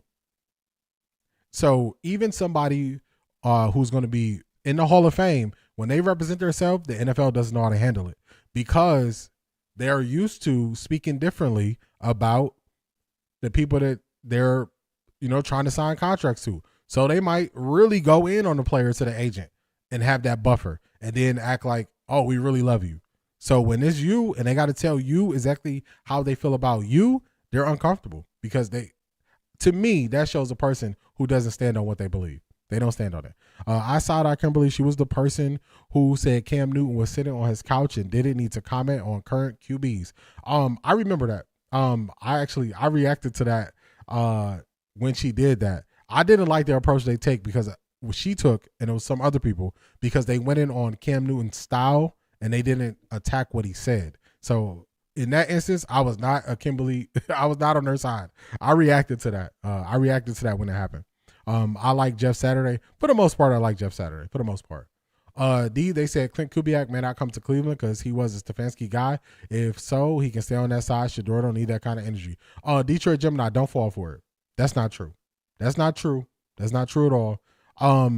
Stefanski passed on Clint Kubiak, and they are trying to tie them together because of their time at Minnesota. They are not the same. Jason Lloyd started this. He started trying to marry those names together. Clint Kubiak and Kevin Stefanski. They are polar opposites. Kevin Stefanski did not grow up in a family like Clint Kubiak. Clint Kubiak's father played in NFL. His father won a Super Bowl. His father came up under Shanahan. His father has an offense named after him. Both of the Kubiak sons are coaching in the NFL. They've been around locker rooms. They got endorsement from players. Don't fall for Jason Lloyd tried to say Clint Kubiak is Kevin Stefanski 2.0. No, he is not. Don't fall for it.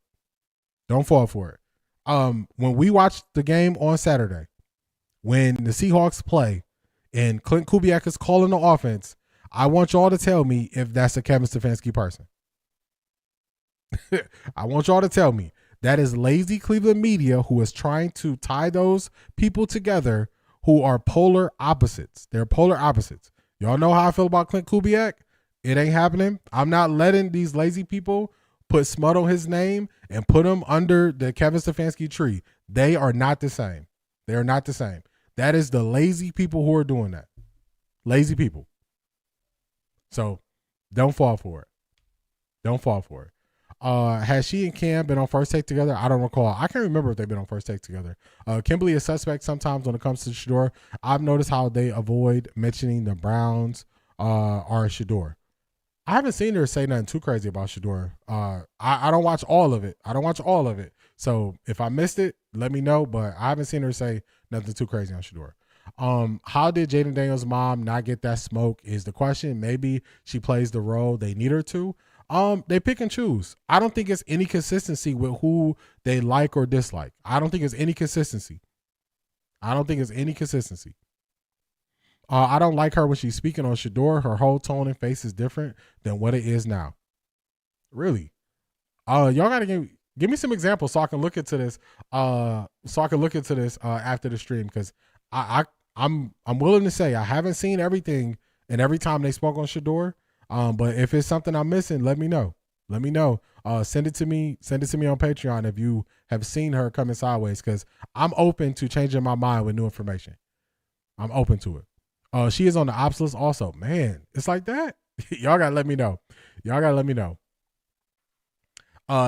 He made chicken salad out of chicken-ish for years. Master Chef, for real. They're going to see what happens when Tomlin is not there. They're going to see.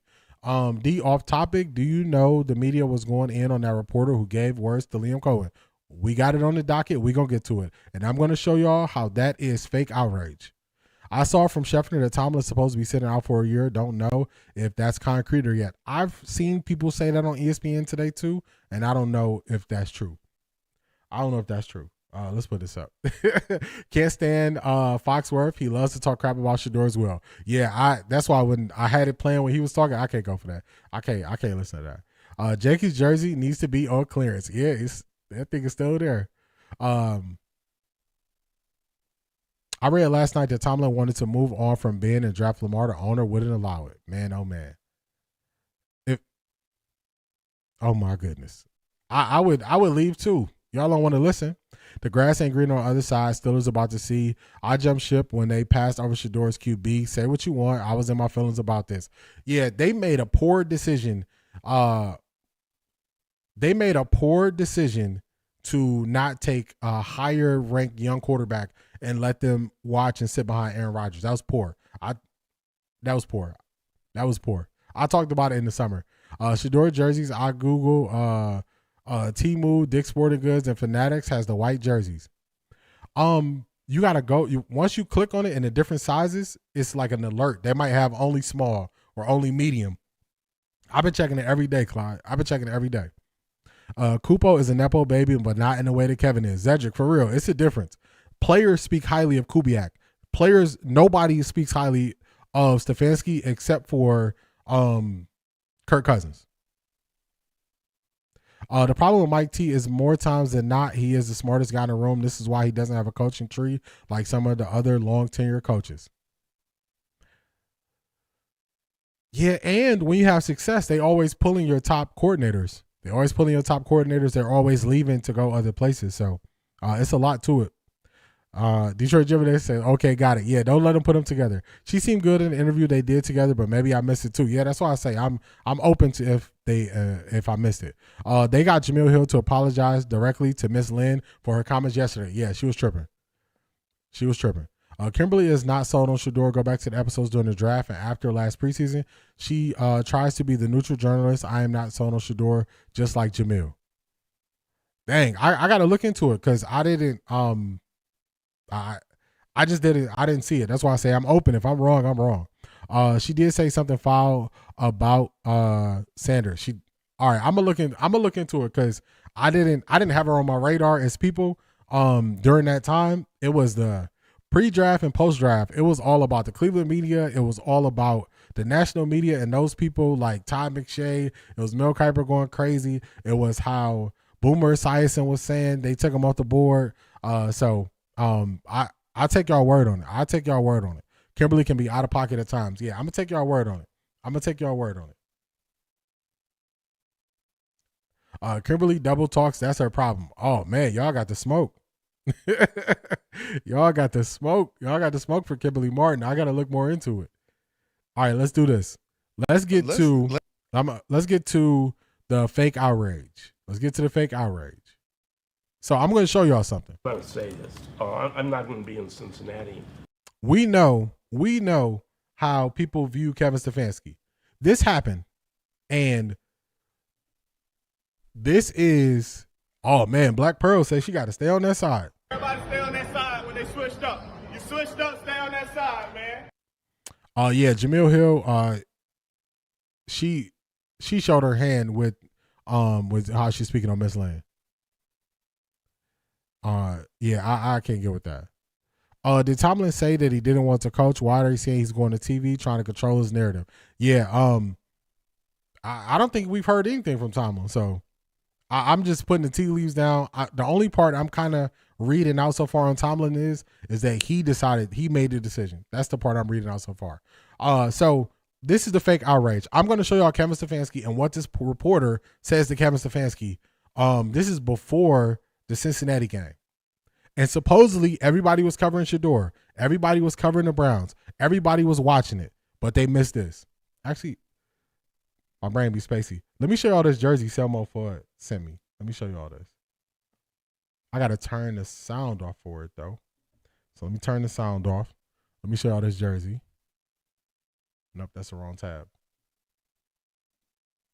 Wrong tab.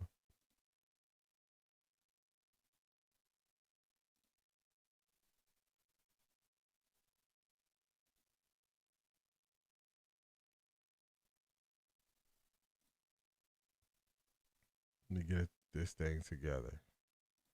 Chrome, I don't want Chrome to be there. Let's change it.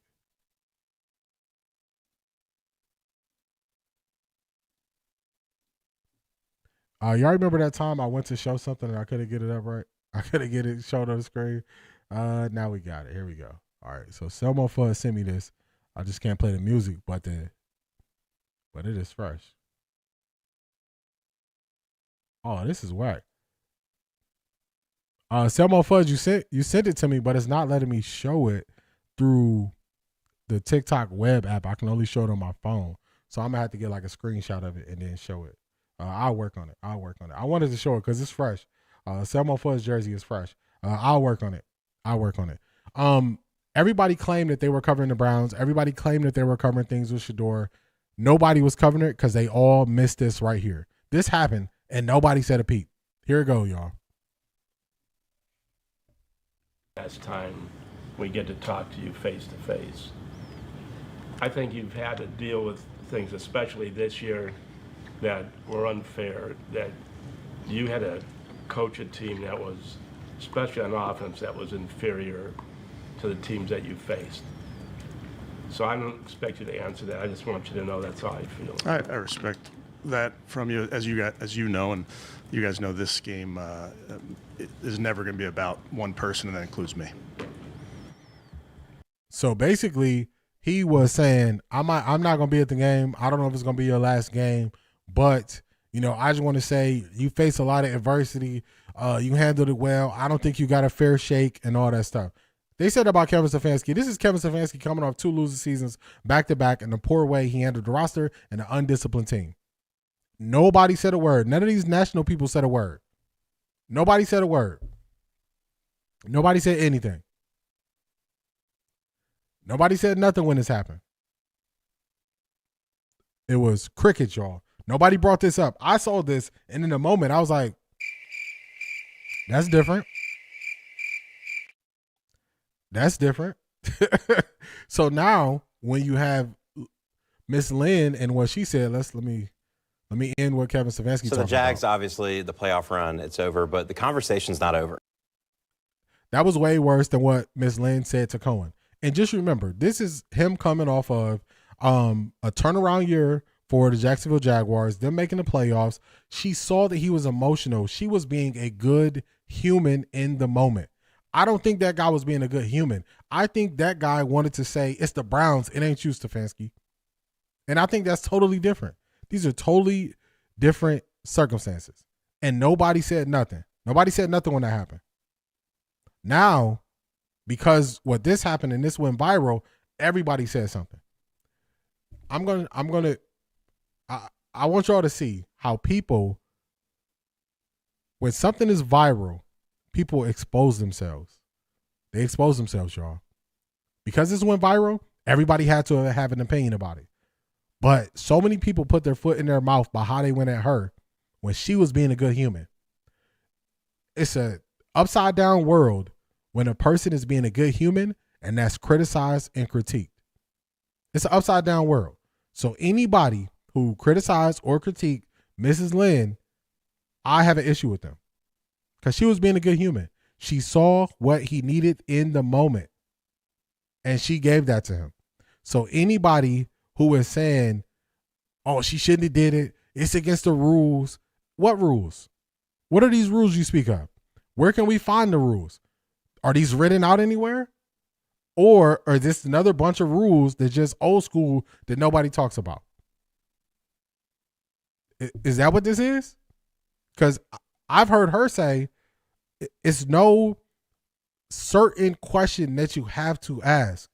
You can say what you want when it's your time. She saw what he needed in the moment. She gave that to him. She was being a good human. How upside down is the world when being a good human is the issue? What we doing, y'all? It's a clown show. It's a clown show. And all the people who went out there, the Shady McCoys, they've been changing how they view Shady. And then Shady said something about it. And then Jamil said something about it. And Jamil went and apologized. And people wasn't going for it. Your true reaction is your first reaction. Your true reaction is your first reaction, y'all. So I'm going to tell y'all something about me. A person who does things and doesn't think it through, and they always got to go back and apologize, I look at that person and I see a person who does not make good decisions, especially somebody that's 40 plus. If you 40 plus and you always got to go back apologizing because you always doing stuff out of pocket, that's an issue. That's an issue. But let's get to Miss Lynn. And she said, put some respect on her name. When you say Miss Lynn Jones Turpin, put some respect on her name. That's what she said. No, it didn't end there. So after the game, Lynn Jones Turpin with the Jacksonville Free Press shared a message praising the head coach. It was in a post-game news conference highlighting his leadership, resilience. A lot of people said she sounded like the auntie who was helping. We needed it. We needed it. We were all hurting. But take a listen to her response.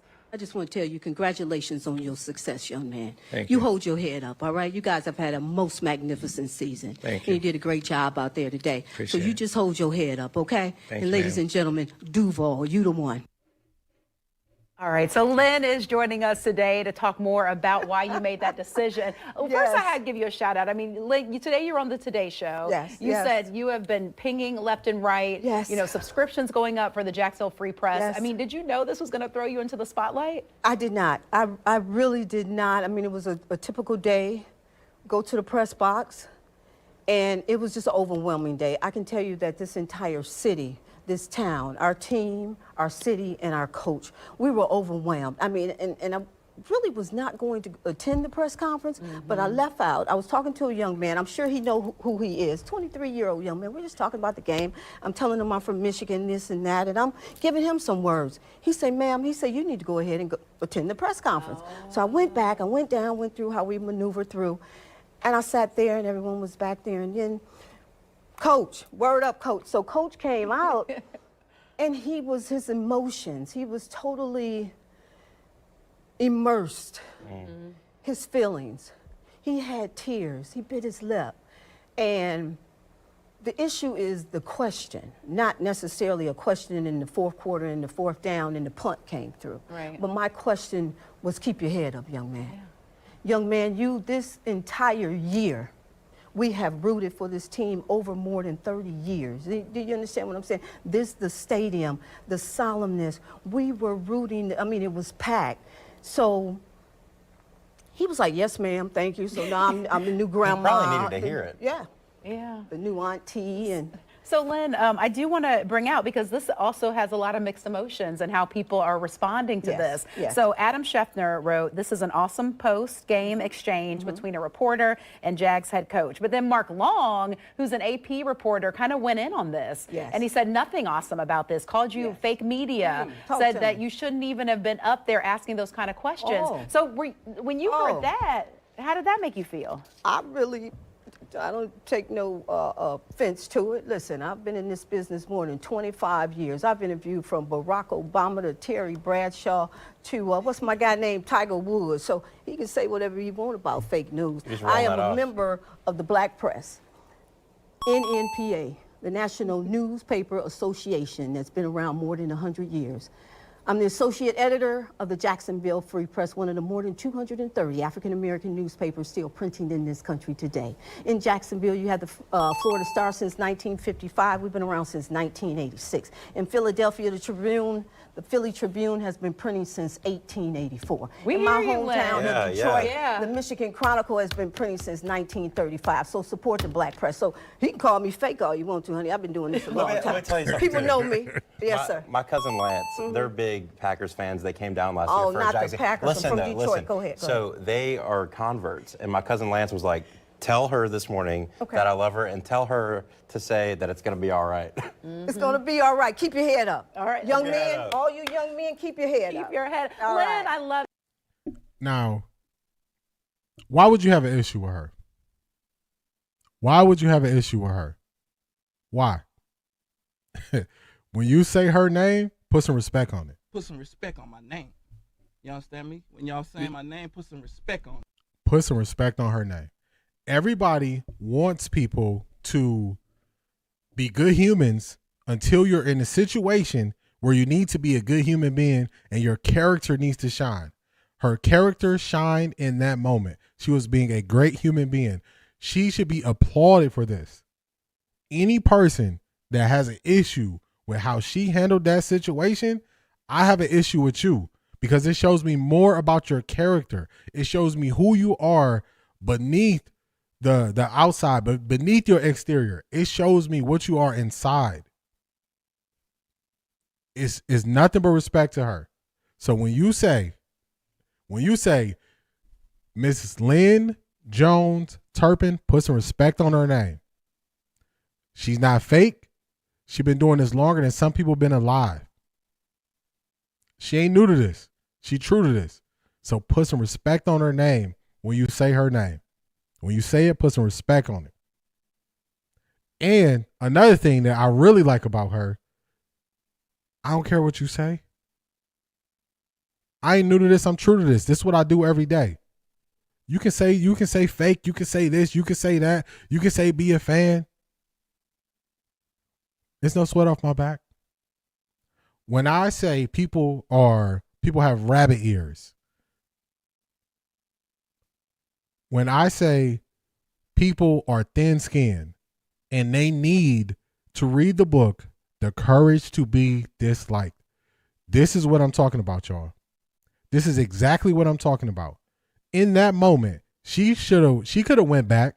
She could have went back at the guy, went back and forth. She didn't do that. She knows everybody not going to agree with her stance. Everybody not going to agree with how she handled things. It's no sweat off her back. She not going to miss 1 second of sleep because of that person tweeted something at her. She not going to miss none of it. She not going to miss none of it. That's what people need. People need to be more like her than they are hating on her. That's what they need, y'all. So I want to make sure we played this. I wanted to play the full thing through. I wanted to make sure y'all heard it from her, how she views it. The haters, she said, y'all never see me sweat. Y'all don't matter. So I appreciate her. I appreciate her more than y'all know. I appreciate her on so many different levels because she's not even letting the haters get to her. That's a big thing, y'all. When you go out here and you put your name, your image, your likeness out here, and you on this internet and you out in the public and you can stand on what you believe and you can stand on the decisions you make, these are the type of people that we should prop up. That's what we should prop up, y'all. That's what we should prop up. So, hey, It just comes out, Cedric. Just like Birdman. Put some respect on her name when you say it. Put some respect on it, y'all. Put some respect on my name. You understand me? When y'all saying my name, put some respect on it. Put some respect on it. So y'all know I joke, I laugh, all those things. But when it's somebody who I truly appreciate, I'm going to show y'all. It's going to be clear. It's going to be obvious. You're not going to have to guess. How do I feel about this person? I greatly appreciate her. So hopefully y'all do as well. And everybody that's hating, they can stay where they at. They can stay where they're at. So I had to show that to y'all. I had to show that to y'all real quick. Let me get to some of the comments before we move forward. I think I was about right here. They displayed, hold on, let me go higher.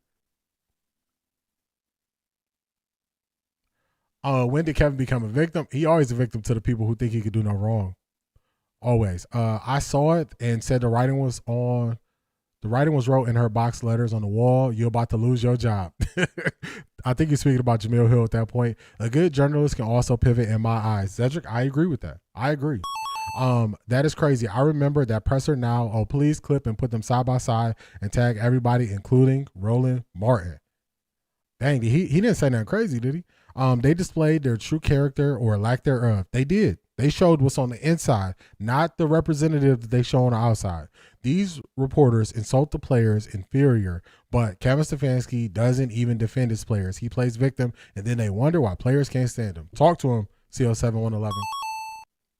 I was so disappointed in Shady. I'm sorry, Shady is on the ops list. He has been showing his character. For real. The more they speak, the truth comes out. They forget this fact. It's different when it happens to you. Miss Lynn cooked all their butts. She did. While you are right, there was no reason for them to criticize Miss Lynn for being kind to another human being. The NFL media world is awful. It is. D, that was an act of kindness, and he absolutely needed it. Needed that in the moment. It was refreshing to hear. I wish Shedeur had that in Cleveland. For real. Maya, I love it. I love it. Listening to her, y'all just don't know, man. We listened to her, and I said she sounds like an auntie. Yep, I remember you said it, because remember, initially we didn't get to see her when we played the press conference. We just got to hear her. So I'm glad we got to put a name in the face to the words that we heard. Those beat writers are mad they haven't got the spotlight for their evil tactics. I agree. They want to shine, but they don't know what it takes. You don't look to go viral. You just be who you are every day. Eventually something to pop. Cleveland media, take notes, for real. Let them know, Miss Lynn, for real. She got to talk to him. He just had one of the best first years in Jags history. That is something to be celebrated even after a tough loss. I agree. The first shall be last and the last shall be first. D, God is getting ready to thrust you unknowns with the right spirit to the front.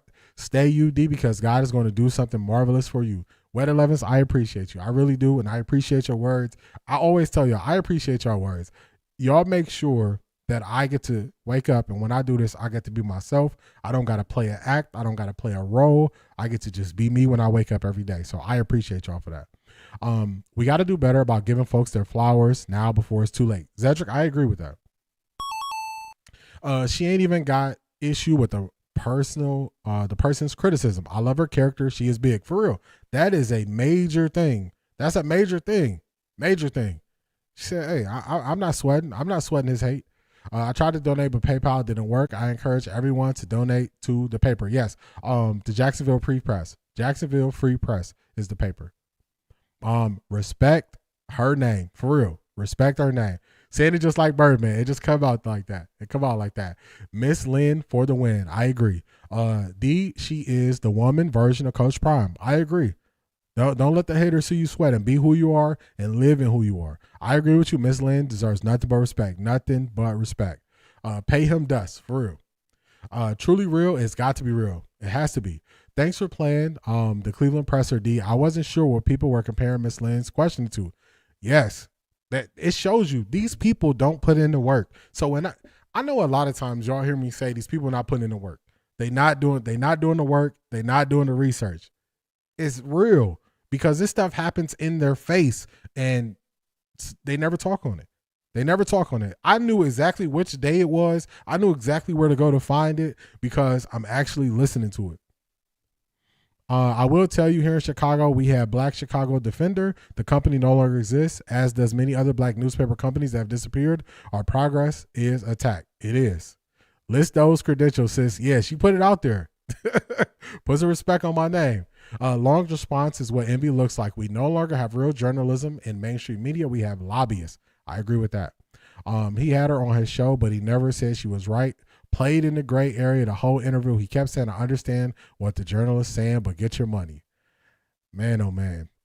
So eventually, we always have another big story, but eventually I'm going to show y'all, and y'all will see why I name my stuff Eliminate the Gray. Eliminate the Gray is because when people don't want to stand on something, they go right to the gray area and they live there. And they play both sides of every argument. And me, I want to make it clear. Y'all know exactly how I feel about Miss Lynn. Let me say her whole name. Miss Lynn Jones Turpin. Y'all know exactly how I feel about her. Y'all know exactly how I feel about what people said about her. Y'all know exactly how I feel about when she said it. You're not hearing exactly how people feel because people are not willing to stand on what they say. They're not willing to, y'all. I'm willing to. I was talking about the Kevin Stefanski presser. Oh, the Kevin Stefanski presser. Okay, got you, Tia Anderson. Oh, when you were saying it's real, it got real. Got you. Yeah, it's right there in our faces. It's right there in our faces. Preach that dare to be different. For real, it's no problem being different. So it's okay to publicly critique, but you can't publicly encourage. What happened to our world? Zedric, that's why I said it's upside down. It's upside down with being a good human is pushed to the side like it's not good to be a good human. It's upside down. Roland already interviewed Miss Lynn on his show. I didn't see the interview, but I guess he wasn't saying it like me. He wasn't saying I feel this way or I feel that way. So I guess that is what Shanithia took exception with, which I think this is really easy. This is like when you're playing baseball and they're throwing overhand and they can throw all these different pitches. To me, this is a softball situation where you can easily pick the side you stand on and stand on that side. To me, this is a softball. This is an underhand throw. This is a layup. This is a layup to me, y'all, because she's being a good human being in that moment. So I don't know how you could not agree with that. I mean, if you don't, that's you, but this is an easy one for me. There was an auntie at one of Shedeur's pressers. She tried to get him to list his successes. I think it was after the Raiders game. You know they don't like that. You know they don't like that. When 2 or 3 touch and agree, God is in the midst. I agree. I forgot about that, Shanita. Also remember after the Bears game where the reporter asked him about his time from Jackson State to now, Zach called it a planted softball question. I remember they said that. And they tried to say that person was put there by Well-Off because they've been trying to put dirt on Well-Off's name. They've been trying to put dirt on Bucky's name. I remember they did that. And I was confused. Because in the video, Shedeur didn't know him, and they tried to use, it was a reporter who wanted to get their microphone set up, and that's why they tried to tie it to Shedeur. Which that was weird to me. We love Ms. Lynn over here. For real. I got nothing but respect for her. Just like Lori says. Everybody stay on that side when they switched up. You switched up, stay on that side, man. Stay over there. The Miss Lynn situation is an IQ test. For real. It's the easiest test that exposes people. It's not the hard, difficult test where they have time to think about it and they know how it will look when they answer. It's when they just snap and respond to something. That is what happens. When they just snap and respond, you get the truth. They basically dried DG's eyes and handed him a bottle during his presses. For real. Yeah, that is exactly what I'm saying about Roland. Halfway through the interview, I was like, when are you going to say she was right? Okay, you are never going to say it. Yeah, see, to me, these are easy situations because I have a true feeling about it, so I'll tell you what it is. Zach be wrong a lot. Zach be wrong a whole lot. All right, let's keep this thing moving. I want to show y'all something about Myles Garrett because y'all remember the Cleveland media wanted to trade Myles Garrett? They want to trade Myles Garrett. They want to trade him, y'all. And I couldn't understand it. And the Cleveland media said, he's not a leader. He's not this. He's not that. Well, here we go, y'all. Private jet before. I was with the Browns. I signed 2 weeks later. Myles Garrett says, hey, taking a private jet down to Miami. I'm bringing the whole D-line. Do you want to come? Sign me up. Absolutely. But here's what's interesting about Miles. Miles had bottles on the plane. We were hanging out. It was the off season. Good energy going down to Miami. Everybody's passing around bottles. We pass it to Miles, and Miles says, no, I'm not drinking.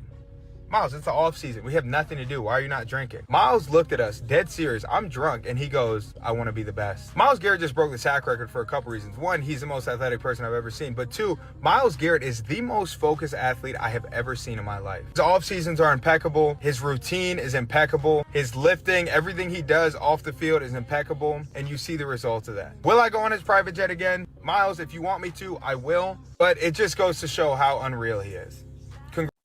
Shout out to C.A. Anderson. She sent me that. In this clip, I did notice the music in the background. When I fully upload the video, I might have to clip part of this for music, but shout out to C.A. Anderson for sending me that. Shout out to C.A. Anderson. I agree. They wanted Miles traded. They wanted Miles traded, and look what he did. That's why in the moment I said they don't know where the leader is, and then at the end of the year, they just waited for him to get the sack record. So these people were loud and wrong very often in Cleveland. Very often they were loud and wrong. So just wanted to play that. Shout out to C.A. Anderson. I like that a lot. All right, we got Miss Lynn Jones-Turpin. What we got next? If you're asking why Andrew Berry was... This is Press Room Breakdown. If you are not subbed to Press Room Breakdown, go tap in with him. I like his breakdowns. This is a breakdown he did, so we're going to go through it. We are going to go through it right here. I like his breakdown, so go check him out. Press Room Breakdown is the channel. What is going on, Marie? You about to lose your job. You about to lose your job. What is going on? Everybody stay on that side when they switched up. You switched up, stay on that side, man. Happy Wednesday. Hope you're feeling good. Welcome in, Marie. Doesn't that double Shedeur Sanders? It does. Just look at Shedeur working out with Gage Larvadain. They went to Texas together. He's working out with him more. So just I know what you meant here, Anderson. It does sound like Shedeur. It does sound like Shedeur because he took Gage with him and said, hey, we got to get this work in. We got to be on the same time. So they traveled together. He was right there with him. So most of them were mad after his 5-sack game in New England. For real. Just they tried to discredit him and say 5 sacks, but we didn't win. 5. It's like, come on, man, what are we doing? We watching greatness here. Y'all never gonna see anything like this. So just sit back and enjoy the show. Don't diminish greatness. And I noticed that this year they were trying to diminish Myles Garrett greatness a lot. And I'm like, y'all tripping. Y'all are tripping. God, dear media, are you aware that Shedeur worked with Moses? Oh, sorry. Read the 5 books of Moses, especially Numbers. The story of Shedeur is written in Numbers. Shout out to Clyde. That Press Room Breakdown pod is fire. Yes, I like his breakdowns. I like his perspective. So anytime I play his stuff, y'all always hear me say, definitely go check him out. He's at 898 subscribers. If you enjoy this after we watch this breakdown, go tap in, go subscribe, help him get to 1,000. It's a game changer when a small creator goes from below 1,000 to 1,000. I know that journey firsthand, y'all. Firsthand. 8 months ago, I was a smaller channel than his is right now. So definitely go tap in, go check him out if you enjoy what he does. So let's get to it. Retained while Kevin Stefanski was let go, you're asking the right question. They were hired in the same cycle within weeks of each other to run this organization together. Yet when the decision came, only one remained. In the NFL, general managers and head coaches are usually evaluated together. Success is shared, and failure usually is too. That's why this separation matters. When results fall short, someone has to own it. The real question isn't who failed, but where ownership decides the failure belongs. That answer usually reveals itself in how owners talk. Jimmy, less than 6 months ago, you gave Kevin Stefanski and Andrew very big shows of support. You said that you need to rebuild the foundation of the team, and you also said that you would give Kevin the opportunity to work with a quarterback. Obviously, 5 wins might not, in your eyes, wasn't better, wasn't good enough. But what was the breaking point, especially given your comments? I don't think there was one breaking point. I think you got to look at the body of work, and sometimes it's just time for a change. So we felt like it was time for a change. That line explains how two people can be evaluated differently. It removes the need for a single mistake and replaces it with cumulative judgment. This isn't an emotional press conference. It's a controlled one. Jimmy has. I like his stuff a lot, y'all. So y'all know if I like a person, I'm just gonna tell y'all I like a person. I try to make sure y'all know where I stand on situations, and then I also know the plight of the smaller content creator. So I appreciate people putting in the work, and even during the season when he was breaking down Shedeur's post-game press conferences, I knew, I was like, man, he has unlimited potential. He can break down a multitude of press conferences. His channel is limitless. So just his perspective, his lane that he chose and how he does it, I rock with it. So to me, I think that if you rock with somebody, just make it clear, put your name next to their name and say you rock with them and show support. So that's what I do. I look forward to him. To drop. He is so smart. Yes, I like his take. Bump up the volume. Let me get you. I don't know what's been happening. My microphone the volume has been lowering sometimes during the stream, which is weird. So I really got to look into it, y'all, and figure out what's going on. But I got you. Thank you for letting me know. Yeah, let me go higher. That should be louder there. And then let me bump it up here.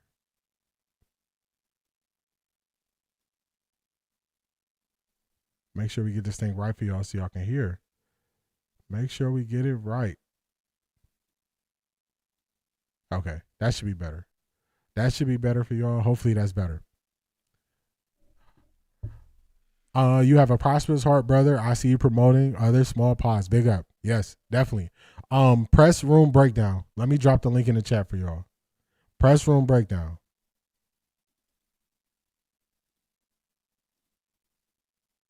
There's a link to his channel. Press room breakdown. I like his stuff a lot. I enjoy his channel. I leave comments on his channel. Yes, that is big. It's a couple things you can do for small content creators. If you enjoy, you can share them. But also the engagement is what helps people grow. So liking the video. If you watch somebody's video, you like it, like the video. You watch a live stream, you like it, like the live stream. You enjoy it, subscribe to the channel.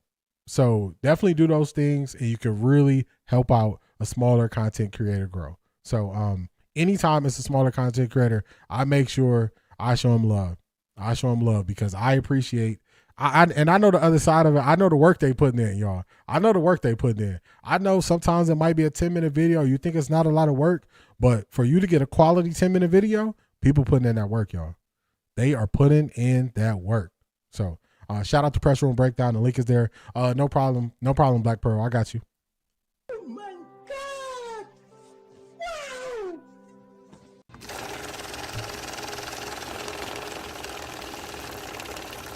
I got money. Shout out to you, C.A. Anderson. I appreciate your support. She says, help for the new mic is on the way. I think this might be a software thing because I just did an update with my Stream Deck, but I definitely appreciate your support. But I think it's a software thing because I got two audio interfaces. I got a physical one and I have a software one. So I think they might not be communicating the best because it's only been like that the last 3 podcasts I've been doing. It's been kind of fluctuating with the mic sound, so I got to figure out on the back end, but definitely appreciate you, C.A. Anderson. Thank you so much. I appreciate you. Both Haslam and AB explained what the deal was with Kevin and the plan going forward, just for reporters to question what will the Browns do after the fact. It's crazy. They laid it out there. They laid it out. They spelled it out clear. Very clear. So I don't know why people would be confused or not understand what the plan is. The plan is clear. To me, this is what I take from it. I take at the beginning of the year, Jimmy Haslam went out there and said, you know what? I'm going to bite the bullet for the Deshaun Watson deal. And moving forward, I want to see y'all do better. So This is the expectation. Kevin, you got to win more games. You got to develop the young talent. AB.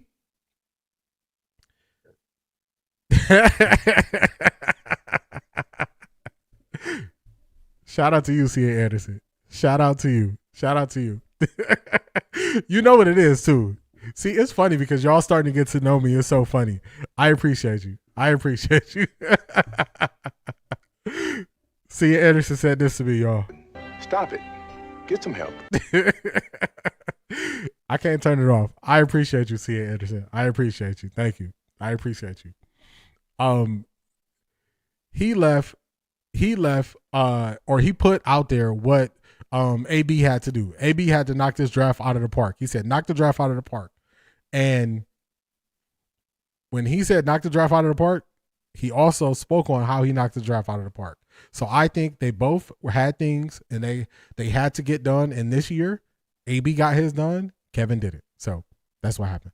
Just shows who listens to understand and who don't. For real. For real. D, why do you think Haslam said Shedeur was not his pick? I think he was being honest.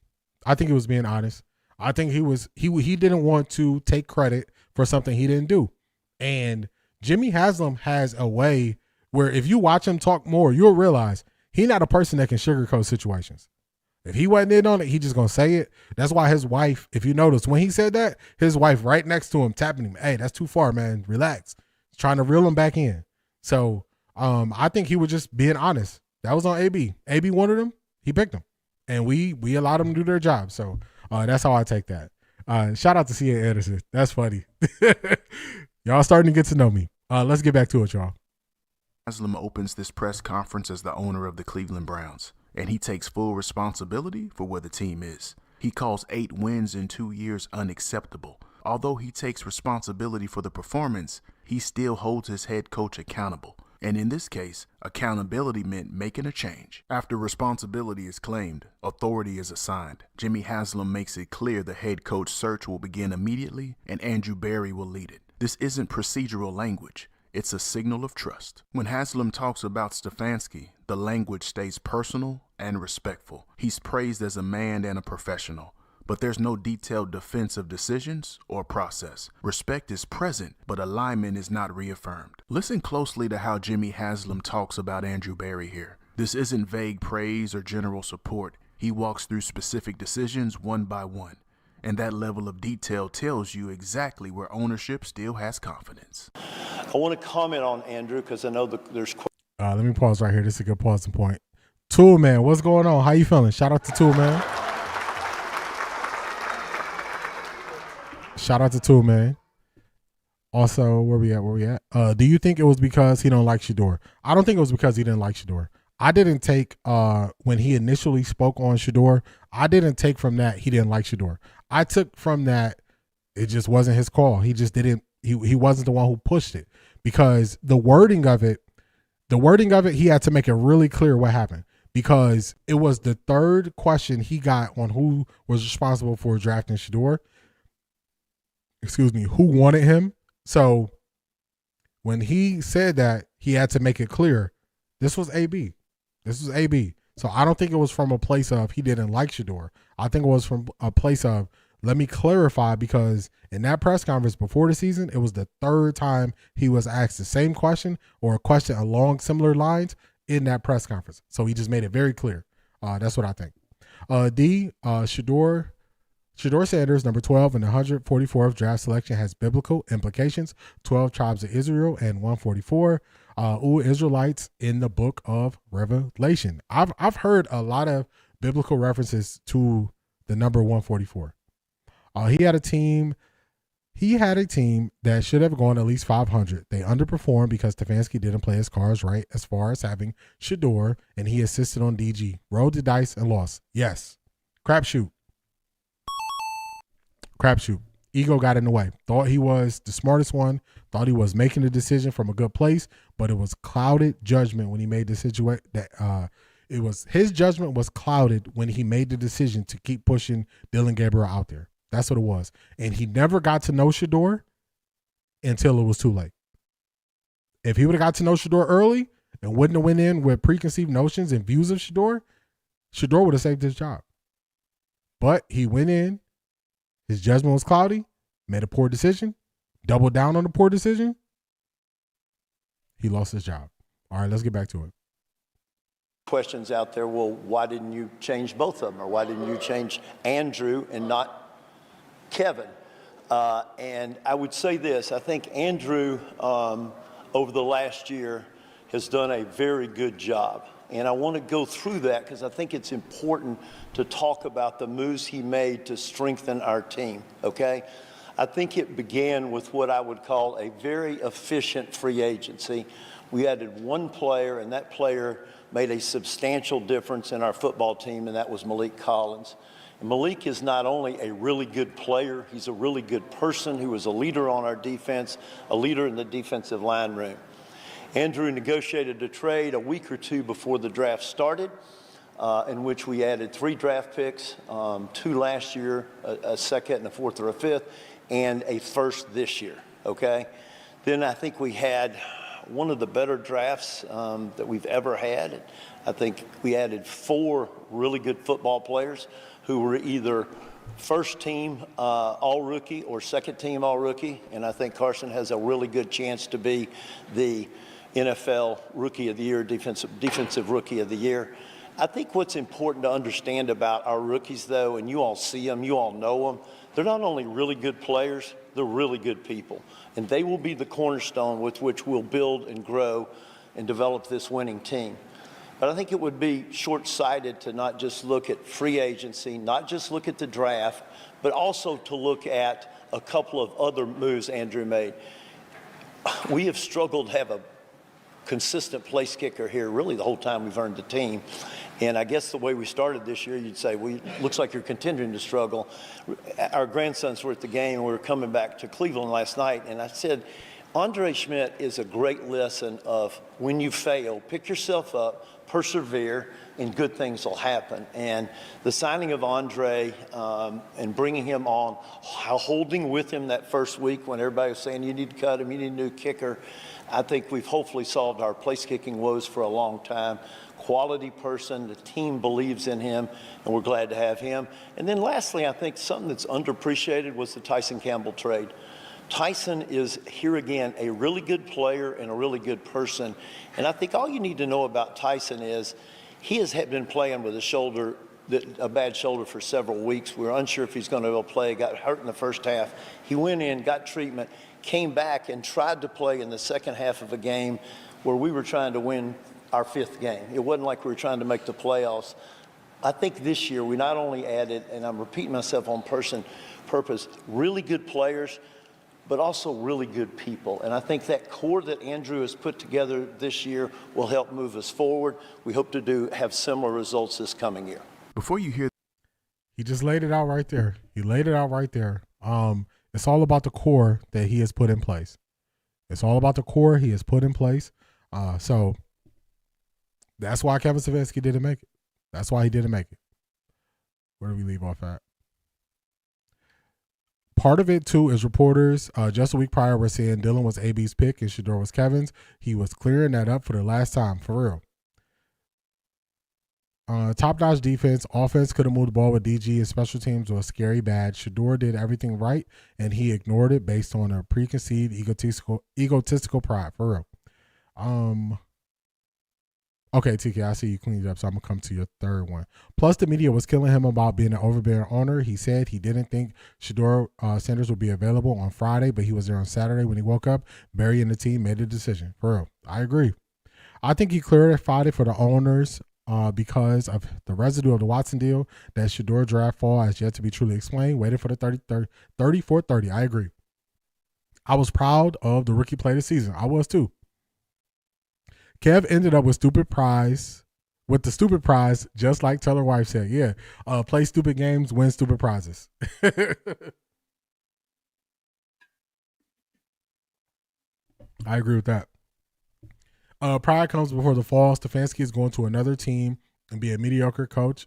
He may even win, but he will never be a top-notch winner. He will lose 60% of his games over his career. I see that too. Perseverance, that is Shedeur. I agree with that. What I've noticed Cleveland media doing now is downplaying AB's position, talking about who will have power over the new head coach is selected. Is the head coach and GM at the same level within a football organization? To me, usually they come in together, but in this instance, Jimmy Haslam is giving ownership of the head coaching search to AB. So what that tells me is AB is going to be above the head coach. That's what I'm seeing based on the actions and what Haslam has said. Tell his wife is the truth. I love her. She took up for Shedeur when they was tearing him down. She did. I don't want ESPN/Digi nowhere near this story. Would be some fabrication. I believe he'll do it on his own at some point. That would be good. I would prefer they do it on their own. Media was really fighting to save Kevin Stefanski's job. It was amazing. They were. Hey, D, them young rookies are helping him raise his grandsons. Right. He's loving the example that they're seeing. His family is seeing. That's on a different level. The people in Jacksonville wants the player we traded for, Tyson Campbell cut. AB gets an A for that one trade too. For real. Greg Newsome was not going to get another contract with the Browns.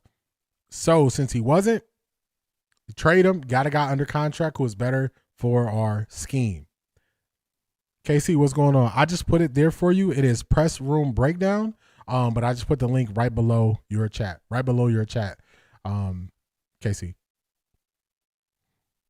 The fact that Haslam mentioned the players believe in the kicker and that everyone was saying to get rid of the kicker lets me know Haslam has heard all the noise, the unfair treatment Shedeur received. I agree with that, Black Pearl. I agree with that.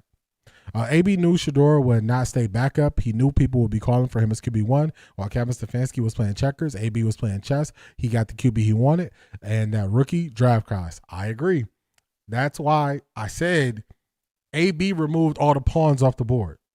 If you play chess, you know the pawns. The pawns, you are using the pawns to set up your moves later on. So he removed all the pawns off the board. That's what he did. That's how he was playing chess instead of checkers.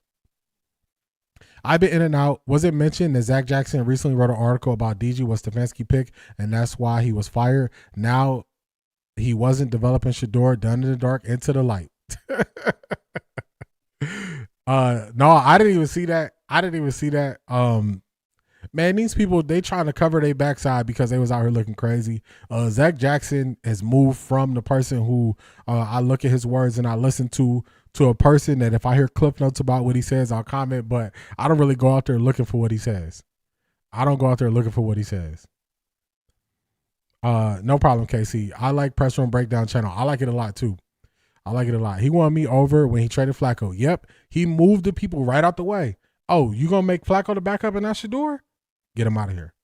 Did you see Anthony Lima saying to fans saying we should stop being mean to Shedeur, including media, needs to give him grace? We like, trying to separate from Jason.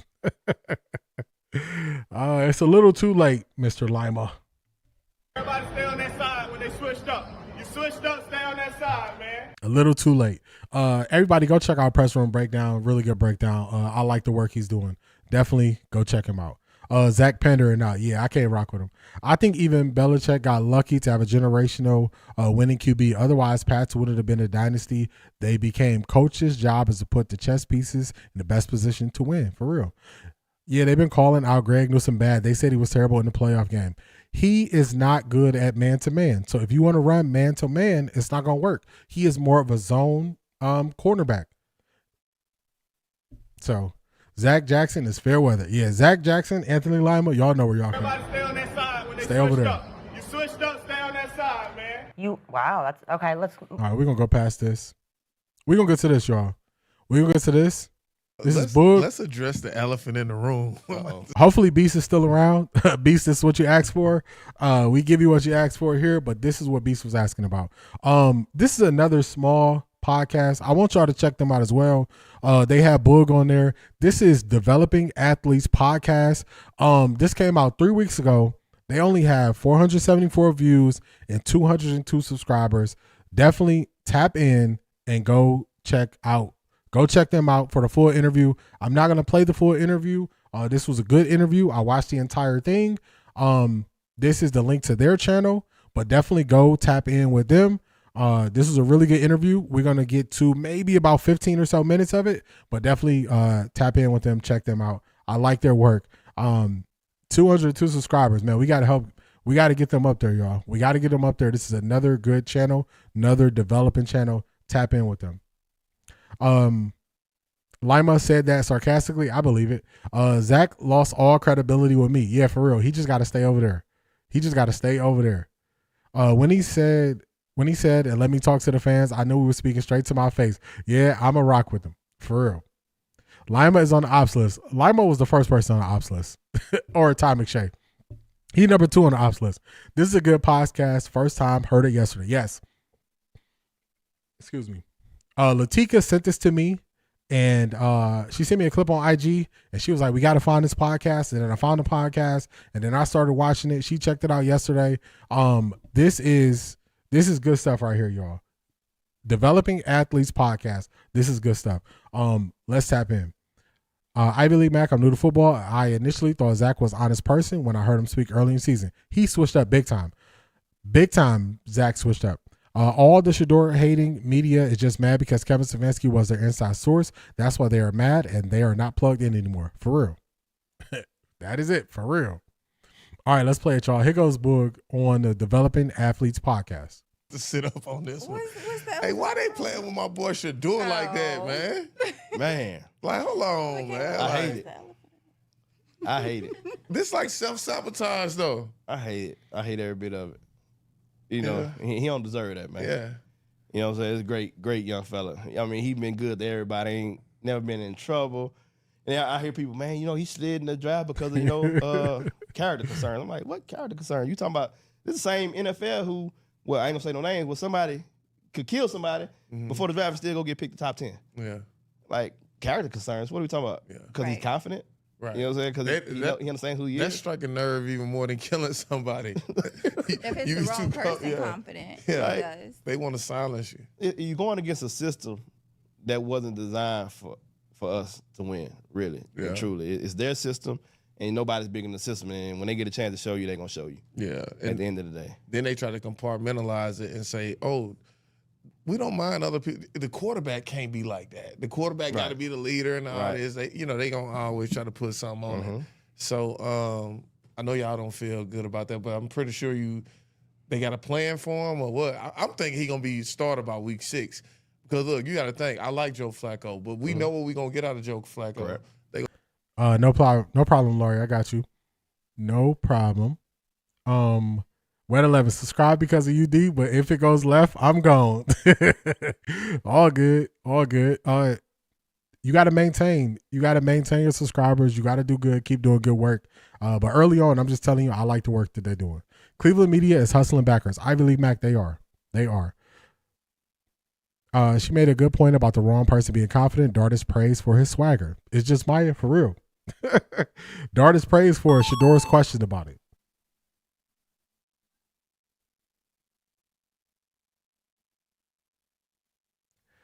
Bruce Masson, a Shedeur Sanders supporter, was on Kevin Stefanski watch, calls DG Hawaiian Leprechaun and Mary Kay the Grinch. Oh, wow.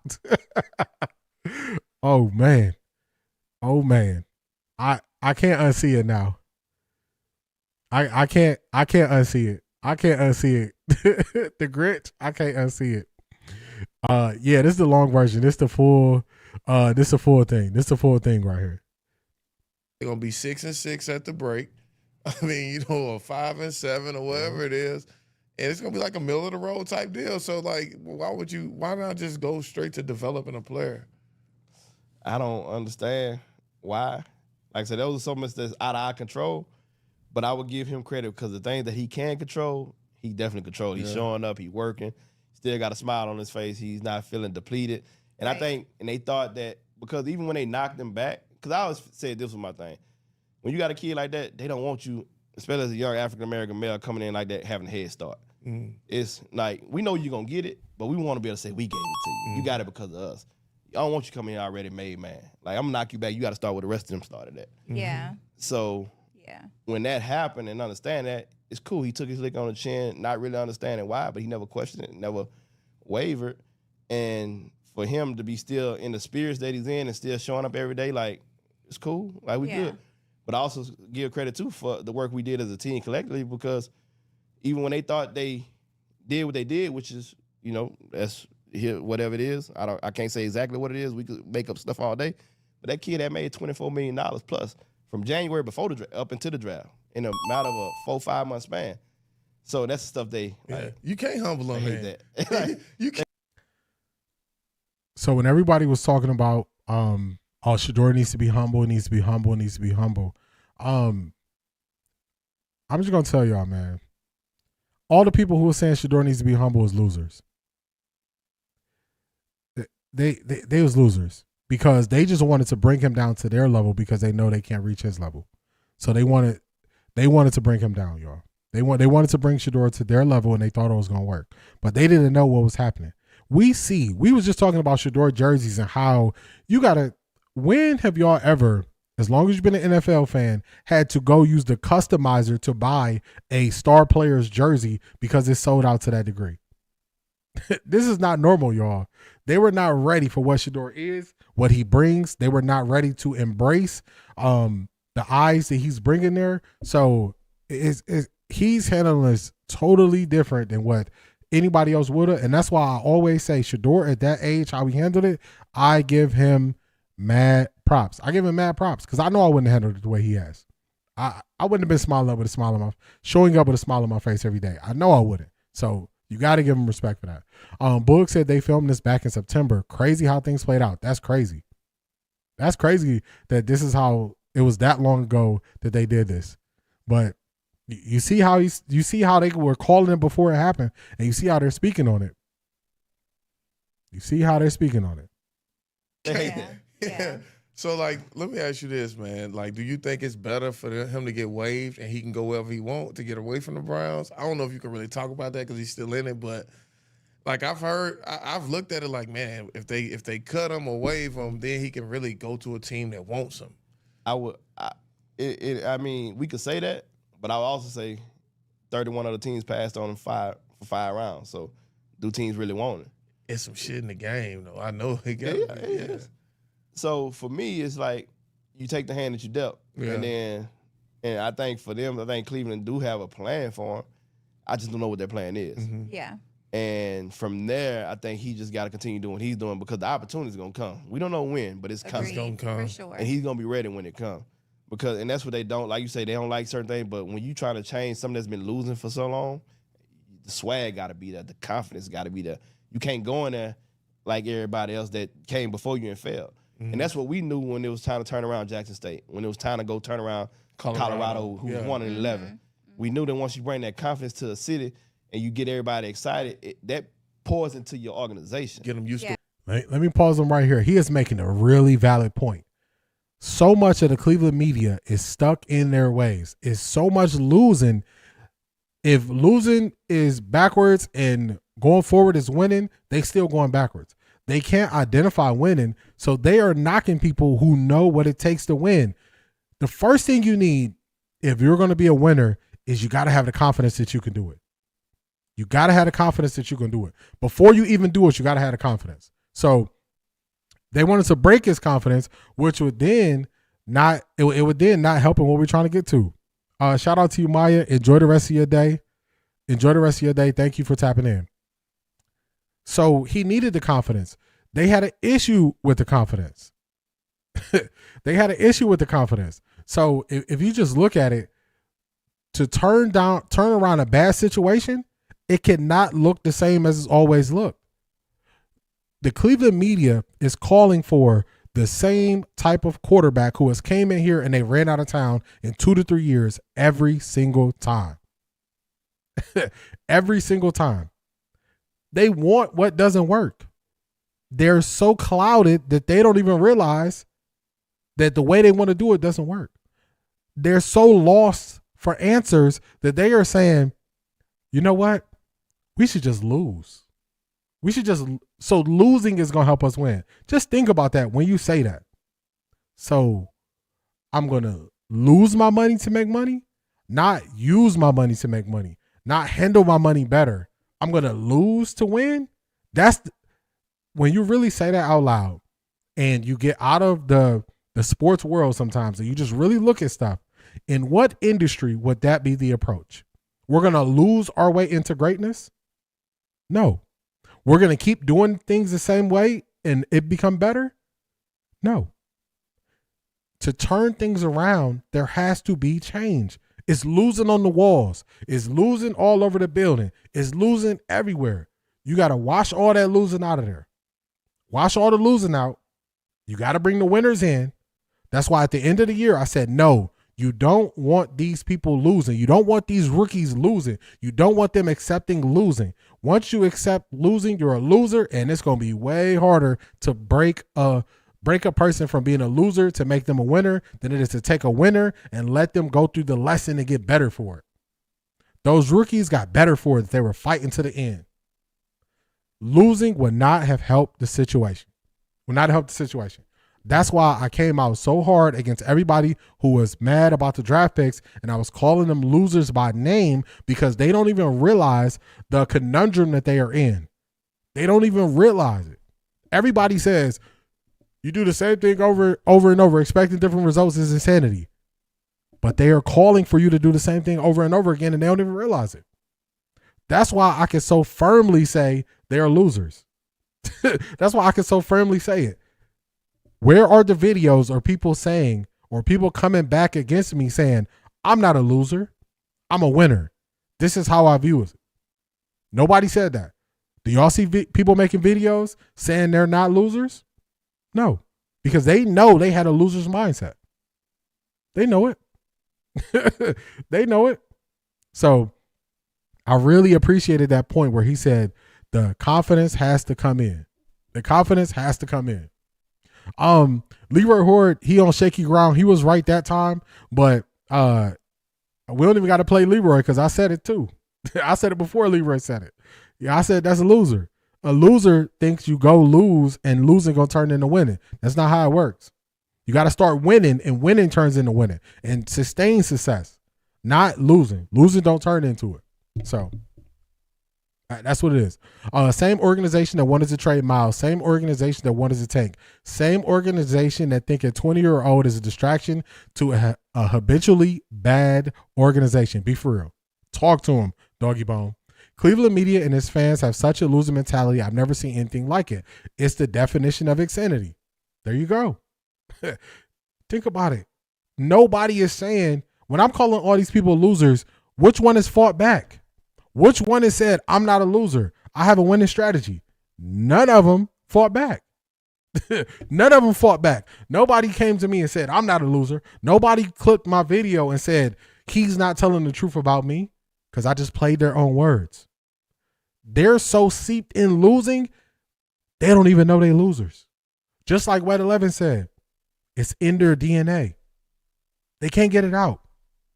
It's a stench. It's seeping through their pores. They don't know how to get rid of it. They don't know how to get rid of it. So that's why they haven't came back and said anything. That's why. Has anyone ever saw the injury? D, did you see your hearts on the screen? Yes, I did. What 11s? I appreciate that. If that was you, I do see him. I see him like to the right of the chat while I'm talking.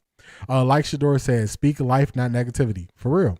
Has anyone ever saw the injury that gave DG the concussion? I'm just curious because I didn't. The hit was supposedly took him out. It was a hit where he got hit on the sideline where his helmet dragged across the turf. But he played snaps after that. He wasn't wobbly, so I'm not sure. I'm not sure. Browns media loses so much they think they're winning. For real. They think what they're doing is right. It's so wrong. Cleveland media doesn't know what winning looks like. You get top pick, you got more problems than one person is going to fix. Look at the Raiders. Look around the league. For real. You got way more problems than one. They got 99 problems. They don't have one. they don't have one. They got a lot of them. And Coach Prime sharing 12 shoes yesterday, they're going to stay mad. They're going to be in their feelings, y'all. Big time in their feelings. They don't understand the love. They don't know why people are not switching up on Shedeur. They need hugs. Do y'all remember I started saying they need hugs? And y'all probably was thinking, like, why are you saying they need hugs? They need hugs because they desire the attention and the love that Shedeur receives. They desire the attention and the love that Shedeur receives. They need hugs. It's a reason. It's a reason why I say everything, y'all. So when I say they need hugs, that's what I mean. That's why they hate. Because they've never seen somebody be supported this way. They are craving the support that Shedeur gets. Asante said, he had no concussion. Haslam said, that's enough. Get him out of here. Get him out of here. See, Anderson, I see the hearts too. I thought they was for me. Yeah, he got hit on the sideline and face planted. I saw the hit, but he played after that like 5 snaps. So I don't know.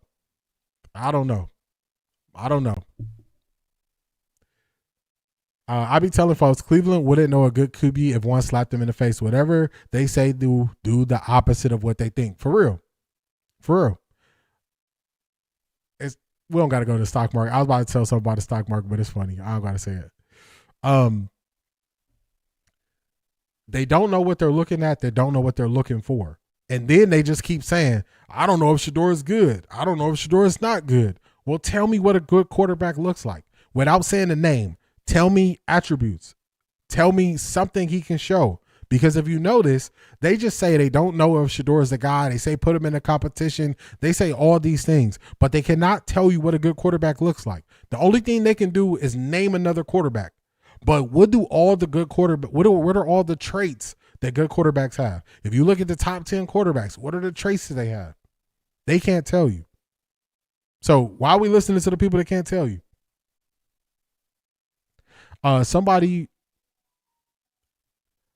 I heard somebody say that when somebody doesn't understand something, they compare it to something.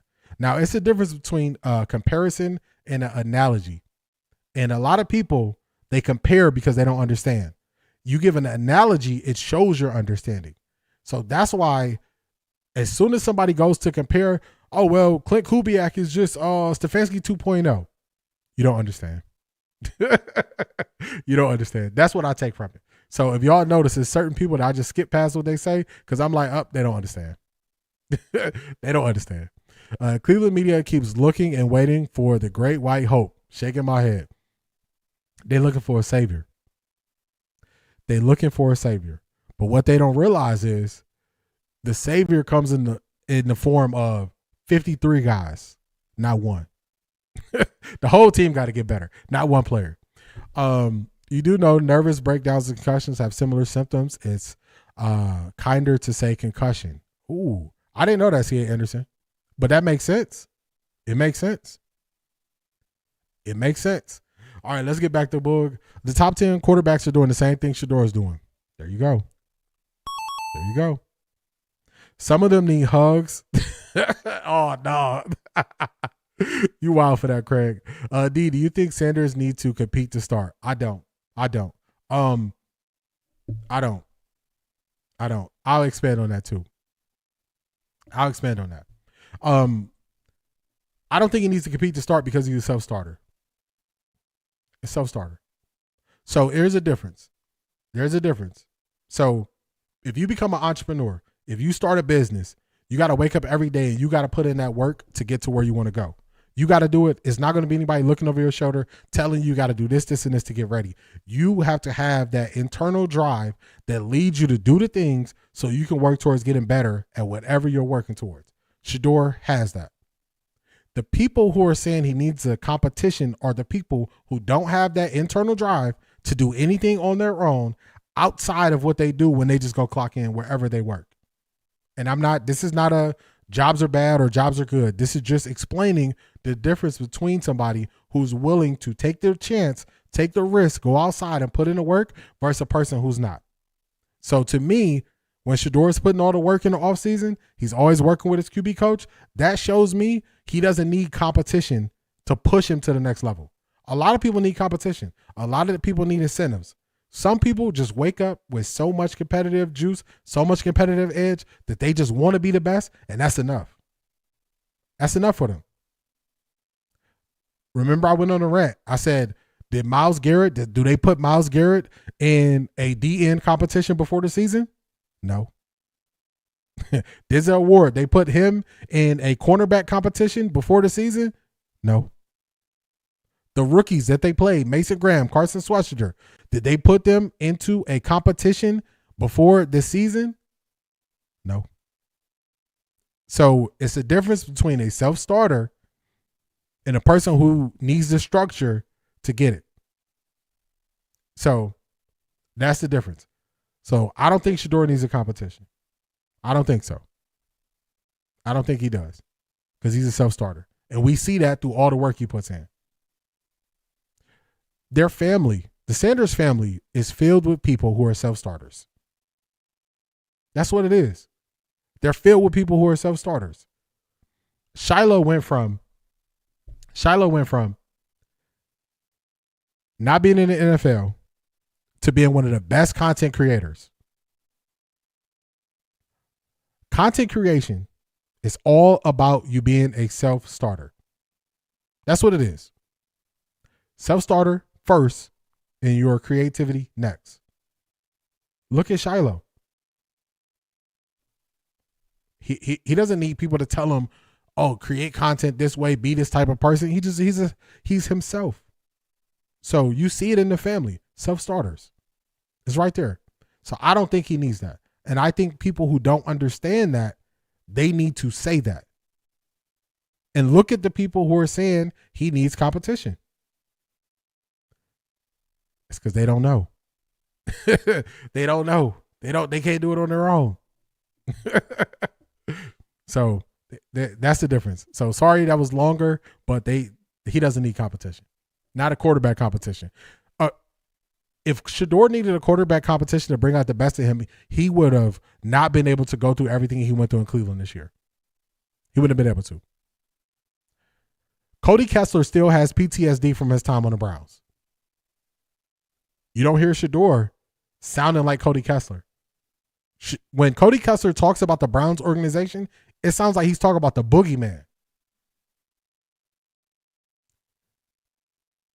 That's because he doesn't have what Shedeur has in him. That's all it is, y'all. True, if you don't have that drive correct, you will fail. Jason Lloyd is a prime example. He counts on others to get him there. For real. Never gets better. Compete with who? They already crossed that ocean. For real. QB comps are definitely clicks driven. I agree. A good team for one, that's the most important part. They have all three components, good O-line, wide receivers, defense. Cleveland has only one of them. For real. If he doesn't start, I think it's very dangerous for the organization to play with the fans because some fans die hard. I don't think we really got to worry about that too much. I don't think we got to worry about it. If we do, we'll cross that bridge when we get there. But I think everything is lining up for him to be the starter. Also, D, when some things are not understood, it's easier to make boo-boo up. Yes, it is. It is. If y'all notice, when people compare things that are not comparable, if y'all notice, I go way harder when I'm breaking down how wrong they are.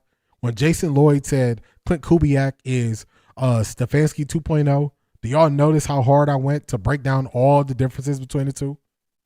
Jason Lloyd don't know what he's talking about. He don't know what he's talking about. No idea what he's talking about. Compare Giants, Ravens, and Jags all got hit with the injury bug. One didn't handle it right. Two were knocking on the playoffs door. For real. Aaron on ESPN Cleveland had the nerve to say that after the games this weekend, Shedeur isn't physically a QB1. I'm like, I saw the opposite. Shedeur could be QB1 with a winning offense. Aaron Hammer, I saw him not be able to catch a softball. I don't need his opinion on anybody physically. I don't need his opinion. That's not his expertise. You couldn't catch a softball. I don't need to hear what you think about somebody physically. I don't need it. I don't need it. I don't need it, y'all. I don't need his opinion on what he says about somebody physically. Is somebody on UCSS, the biggest person on UCSS, would you take diet advice from him? I ain't gonna go in. I ain't gonna go in. let's get back to the video, y'all. I ain't gonna go in. Let me get back to the video. You're going to put Shedeur and Watson to battle it out because of money and new coach, but he will beat Watson because he is more talented, less miles on an odometer, and has a higher ceiling. Yeah, if they want to put it. If they want to put it like that, they'll put it like that. But I think he easily wins. I love Shiloh's content. It's like watching a movie. For real. It's in him to do that. Don't want to hear not one word about competition after this year, just so these miserable Browns fans, specifically on the internet, can convince themselves Watson the starter because of his contract. For real. That's what they want to do. That's what they want. Let me get back to the video before I just start wilding on people. Let me reel this back in. Yeah. Y'all been used to losing for 20 years. The spirit. Matthew, what's going on, man? Shout out to you. I appreciate your comments. You always seeing my shorts and stuff like that. So shout out to you, Matthew. Welcome in. We've been at this thing for a while.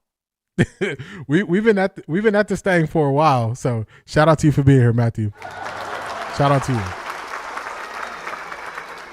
you. Wait a minute. Say that again. My ears missed it. Is somebody on the UCSS panel? I'm just asking. The biggest one up there. Would you take diet advice from him? I'm just going to ask the question.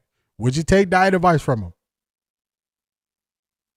Just like Aaron Goldhammer, I'm not taking athletic advice from him. I'm not taking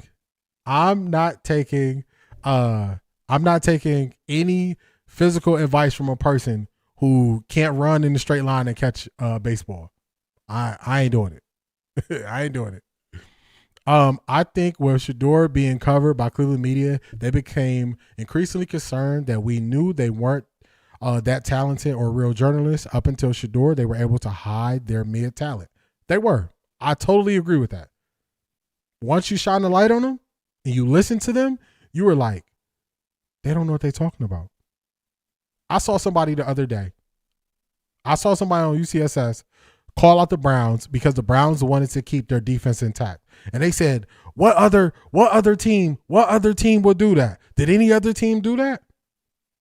And I was going to break it down. And I said, but this will be bullying if I went and just proved these people wrong. The Atlanta Falcons denied the Dallas Cowboys to interview their defensive coordinator because they want to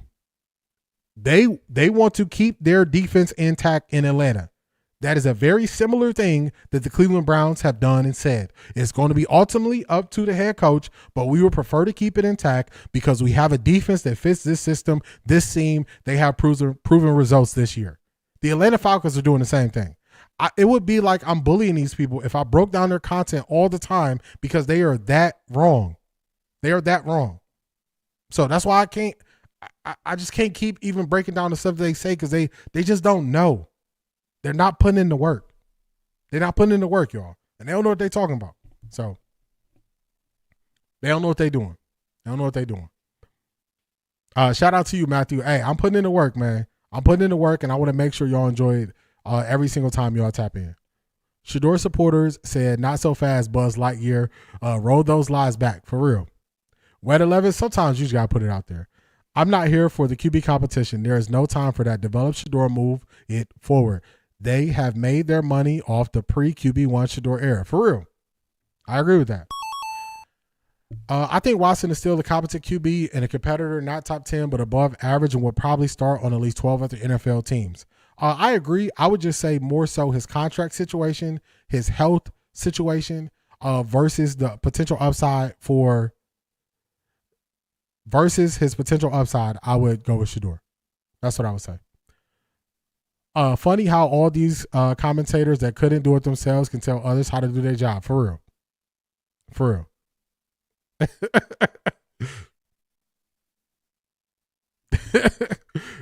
Laurie, for real.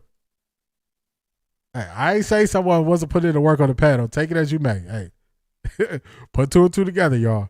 D, did you hear the stadium is in jeopardy? Yeah, they're going to be fighting over the money, but I think ultimately they get it done. They're just trying to make sure they squeeze everything out of it to make sure the city gets as much money as possible. G. Bush is having a time over there. Yeah, hey, shout out to G. Bush. I don't know how he put up with him every day.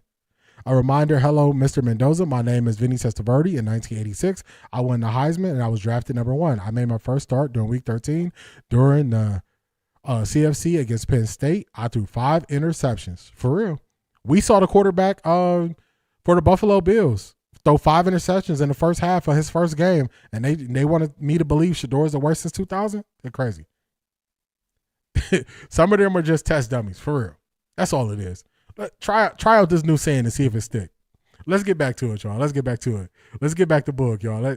Focus. Keep me focused, y'all. Keep me focused. Let's get back to it. Ain't right. Something got to change. Right. And Shedeur know he's a light. He understands the aura he bring, and when he step, that's why he go into these communities of it. Man, the city love him. Mm-hmm. He know, like, I got to get these people behind me because And that's these are what people makes that's it gonna look cheer for me. that crazier because the city loves them, and Yes. he lends like such a like he just looks like a humble guy despite the type of press that everybody is like coming out with, and he might be a little flashy with certain things, but his spirit and his character seem extremely humble, and it's like all of the people, the fans, the city identify with that, and they see that, but it's like the coaching staff just like They got their own agenda. Yeah, and they might not like it, but man, and like I say, in the flash and all that, but he's influential. In this day and age, that's how you build, man. You got to be like, a lot of people have following, but people like follow them.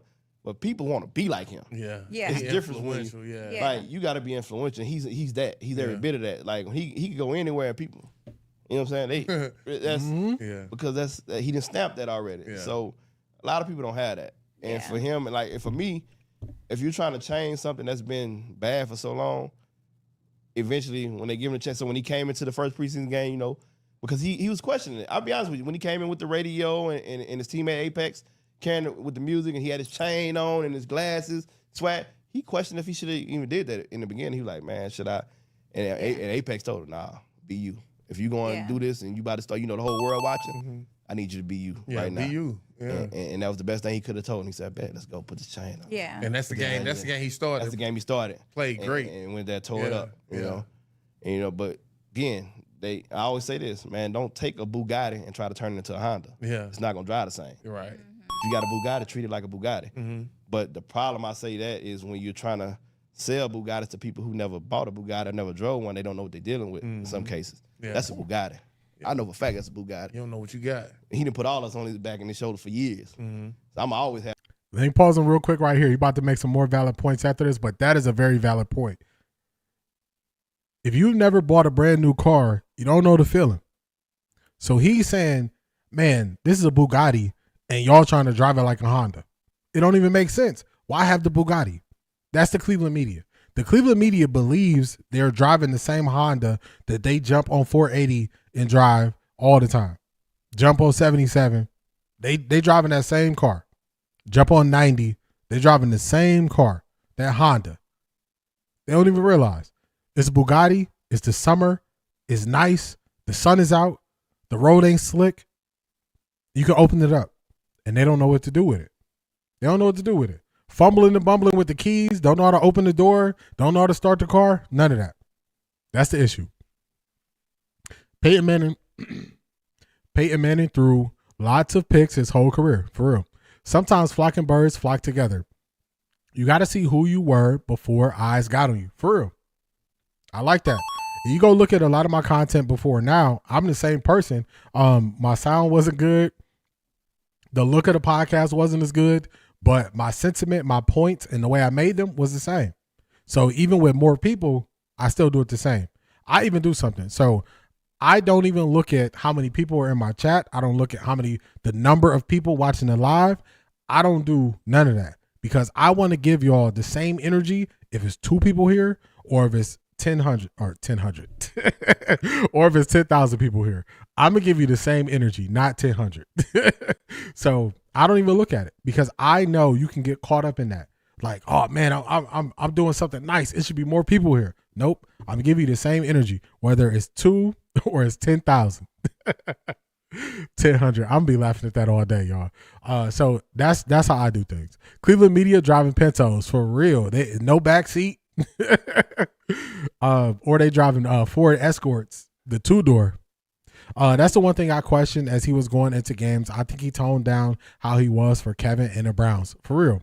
And I think that as Bucky starts showing up As people start seeing him, he start getting into that mode. You got to get into that mode. You can't take away what makes me great and then tell me to be great. It's not going to work. It's not going to work. You got to let me be me. You got to let me do the things I do. If I wear jewelry, if I wear chains, if I listen to music, if I'm fresh when I walk in, you got to get all of that so I can be all of who I am. So I can be all of who I am. So you can't take it away. Cleveland thinks they really have a 5th round pick, and with an offensive line that was historically bad, he still moved the ball. For real. For real. Zedric, you was here. Witnessed that personally when it was 5 to 8 people to stream. I had the same energy. The energy didn't change. One thing I realized for me was if I look at the numbers, my energy might change. So I'm just going to do my stream. The people that see it, see it. The people that see it. And I'm going to give you all the same energy every single time. Every single time. Whether it's, I got to make a shirt 1000. I got to put that on the shirt. Whether it's 2 or 1,000 people, I got to put that on the shirt. I'm going to give you all the same energy. Throughout all the playoff games, the QB's been fumbling, throwing interceptions, getting sacked, etc. And they are so-called the best. Just shows Cleveland don't know what good looks like. They don't. Once we finish this up, I got one more thing for y'all. I'm going to show y'all the EPA chart. It's going to be the last thing we hit before we leave. I'm going to show y'all the EPA chart. And when I show y'all the EPA chart, we're going to see if it matched the eye test because everybody paid attention to the games. Everybody paid attention to it.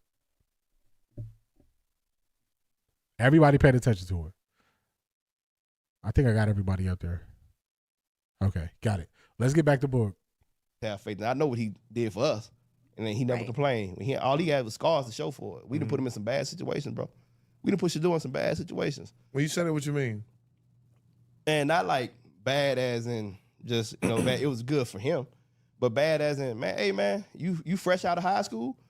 We about to go to Jackson State. They really ain't been very good. And we don't have many resources. We don't have no money. I know you could go. He showed up. You could go to another school with these big locker rooms, weight rooms. We about to bring you here where we don't have much, bro. Mm-hmm. And I'm about to ask you to build a team around you and then ask you to go undefeated in the SWAC 2 years in a row, even though you never played college football before. And then not only that, after you get your foot in the door, you get established, I'm about to take you to Colorado again and go start all over again at a program that was 1-11, bro. Mm-hmm. And I'm trusting you to turn this thing around for us, man. And I don't know how we're gonna do it. Colorado ain't won in 20 years. Mm-hmm. But for some reason I think you could do it. Yeah. And so how?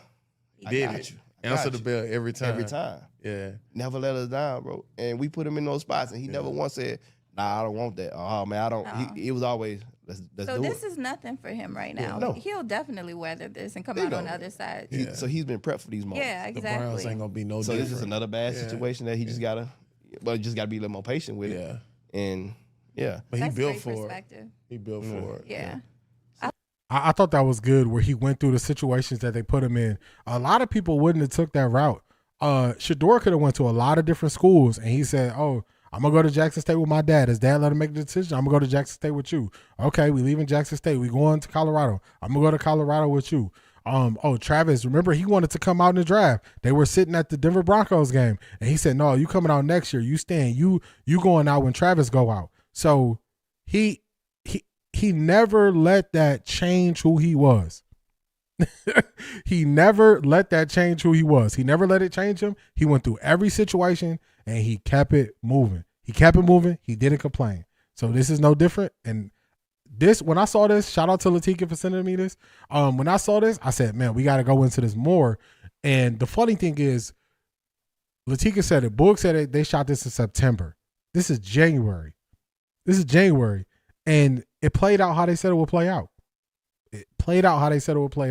And they never wavered. They never worried. They always knew he can handle it. So shout out to Latika for sending me this. Shout out to Boog. Shout out to Developing Athletes Podcast. I appreciate y'all. That's good stuff right there. It's okay, D. 1,000. That's going to be my new word for 1,000. For real. I was talking too fast. I just said 1,000 people in here. Get 1,000 people in here. We're here because the energy and conversation here is no BS. We have the same talk over a beer or a cup of coffee. For real too, man. Matthew, that's it. The hatred is showing. That's why So I don't know if I had this in a clip, but it probably sounded crazy to most people. People should just come out and say, Shedeur is not my cup, not my cup of tea. I don't like Shedeur. They would get a ton of pushback, but people would know exactly how they feel. Instead, the Cleveland media has tried to use stats. They've tried to say they know how he'll fit in as a teammate. They tried to say they don't know how he'll respond to being coached by anybody other than his dad. They've used everything under the sun, and none of it made sense. None of it came true to just say that I don't like Shedeur. They don't like Shedeur. If Jason Lloyd, think about this. If Jason Lloyd went on all that stuff about the EPA and all that stuff before we went through EPA and debunked the stuff Jason Lloyd said, if Jason Lloyd would have just said, Shedeur Sanders is not my cup of tea as a player, he would have got pushback, but no, the pushback would have stopped right there, and people would have put him in the box. He don't like Shedeur. Instead, what Cleveland media has done time and time again, they said it with their chest. Shedeur is behind in the classroom. Shedeur cannot call the plays. Shedeur cannot get the team lined up. Instead of just saying they didn't like him. I'd rather you say that. I don't mind when somebody doesn't like me. What did Miss Lynn Jones Turpin, when they showed the hater or the person criticizing her, what did she say? I'm stamped. I'm official. Put some respect on my name. I'm not new to this. I'm true to this. She been doing this since 1986. She couldn't care less what that guy said about her. She fully believes and knows who she is. The Cleveland media do not know who they are, and they don't know what to believe because they don't know football. They don't know it. So instead, they're doubling down on stuff, and they keep putting their foot in their mouth, and then they get mad when people call them out. Why are you mad? Why are you mad for? So that's you don't have to apologize for speaking the way you feel truly about the media here, Matthew. Here, we don't have to agree. We don't have to agree 100% of the time. As long as you come in respectful, we can have conversations and we can get through it. We always don't agree on stuff, and that's perfectly fine. But it never goes to name calling and disrespect and all that stuff. We keep it what it is. We adults over here. If you feel a way, stand on it, and you're gonna be straight. So it's cool. It's funny to hear Jason say Shedeur Sanders shouldn't be on the team, but he's a good kid. It don't even make sense. It's like if you say that out loud, think about what you're saying. When I don't like something, I'm what K-Dot said. Turn the TV off. You don't get my energy, my money, or my second look. I'm out for real. That's all it is, y'all. That's all it is. If y'all notice, we didn't really show Cleveland media like that. I watched them for like 10 minutes and I said, dang, how do people watch this? And I said, you know what? I don't even need to have counterpoints with them because I don't need to have counterpoints with the Cleveland media. Y'all want to know why? Because it ain't number speculation going on over there and they don't know what they're talking about. So we, national media, we're bigger stories, different energy over here. So I don't even got to show them. They don't know what they're talking about. Who keeps sending me those 100s? See, Anderson, like, I got to know who to say thank you to. All good, Matthew. We want you to feel welcome here. We want you to feel welcome here. I want you to turn the TV off in 2026. They get nothing, for real. They got it in year one. Year two will be different. The views won't be the same. Y'all heard me say that. The views won't be the same in year two, y'all. They won't be the same. If they said they didn't like Shedeur, we would not watch them. They know what time it is or where the money trail is. For real. All they did is extended their window of people watching them. That's all they did. They extended their window of people watching them. But going into year two, they fumbled the bag because now nobody's going to watch them. Nobody's going to watch them. Nobody's going to tune in. That's what it's going to be. Nobody's tuning in. They got everybody in year one. Year two will not be the same. It won't be the same. The views is already taking a hit. So none of it has worked. As long as they keep lying, the more pushback they're going to get. There you go. Talk to him, Asante. The lying got them nowhere. September Wild, that is impressive. Shanithia, they really called this. They called this. You're the best content creator. I do have a settlement coming. I got you. Clyde Marshall, I appreciate you. I appreciate your kind words. I'm going to keep putting in the work to make sure y'all enjoy it. I'm going to keep putting in the work. That girl Bree, what's going on? How you feeling?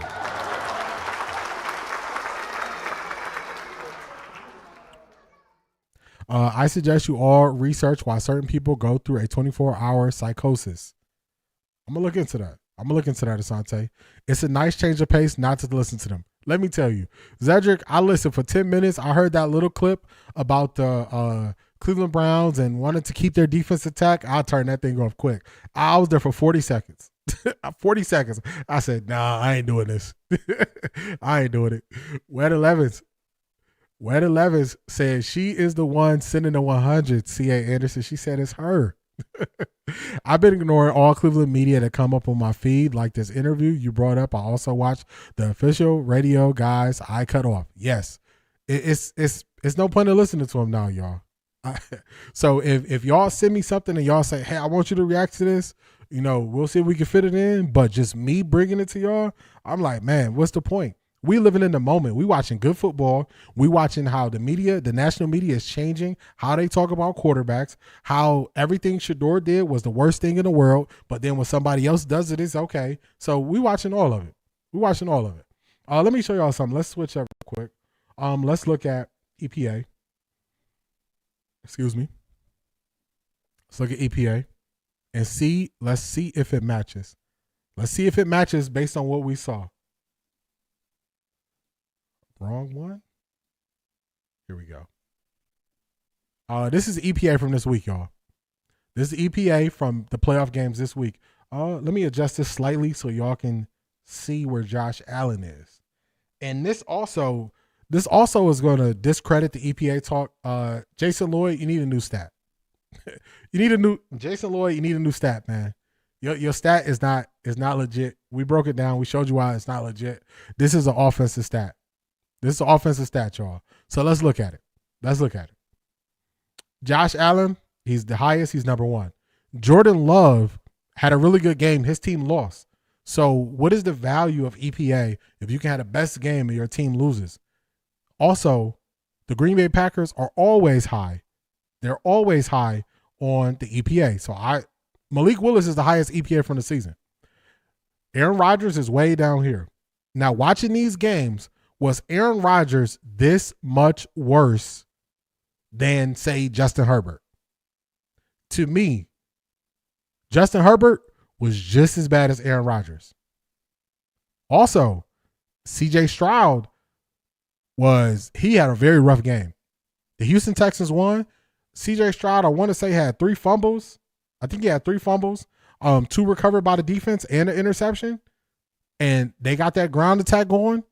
And he did throw the 1 touchdown, but his game looked even worse. So the EPA doesn't even match when you actually watch the games, when you compare it to the eye test. Any person that watched Justin Herbert saw he was a fish out of water, y'all. His feet were not set in the pocket. Every 4th play, he might settle down, but he was real. He couldn't handle the pressure. His clock was sped up. Justin Herbert was bad to watch. It was rough. So this is what EPA says. And we were supposed to believe the EPA was the reason why Shedeur not good. We watch these games with our own eyes, and we know how bad some of these guys look. We know how bad they look. Yeah, I don't recognize that version of C.J. Stroud. I watched C.J. Stroud since Ohio State. He was flustered. He was unsettled in the pocket. I don't know that version of him. Justin Herbert, another Oregon QB who can't handle pressure. 6 years in the league, Justin Herbert is 0-3 in the playoffs. Nobody graded Justin Herbert the same way they graded Shedeur. And Justin Herbert looked bad. It's so crazy. Call his supporters cultists or prime sexuals like we supposed to ignore how much y'all lied on him. From weak arms, slow, can't read defense, never had competition. We remember. We will not forget. We will not forget. Yeah, that was a rough game, but my Texans came out on top. D'Amico Ryans, I've been telling y'all, I like D'Amico Ryans. D'Amico Ryans and that defense, I like him. I like D'Amico Ryans. Y'all saw what he did. I have blocked everybody's channel, so I appreciate y'all sending these clips. I found myself wanting to go toe-to-toe in the comment section with people, and I know better. Yes. Key Mathis, we need you to keep that smile on your face. We need you to enjoy yourselves. We can't have you out here playing in the mud with these people. We can't have you playing in the mud with them. Turn the TV off on them. Turn the TV off on them, Key Mathis. Turn the TV off on them. Justin Herbert is another overrated Oregon quarterback. For real. They call Herbert elite. Yes, they do, Craig. They call him elite, and it don't make sense. So I just want to show y'all, like, in real time, now we can see, because what happens is the emotion is there with Shedeur, but when you remove Shedeur from the equation and you just look at football for football, you see it doesn't even match the eye test. It doesn't even match the eye test based on what we saw. So, Toolman, perfect timing on your question. Watch party this weekend. Watch party. I already have it scheduled. Watch party Saturday night, 8 o'clock Eastern Standard Time. We're watching the San Francisco 49ers take on the Seattle Seahawks. We're going to see if Seattle Seahawks offensive coordinator game plan is Kevin Stefanski 2.0. We're watching that on Saturday. That's not all.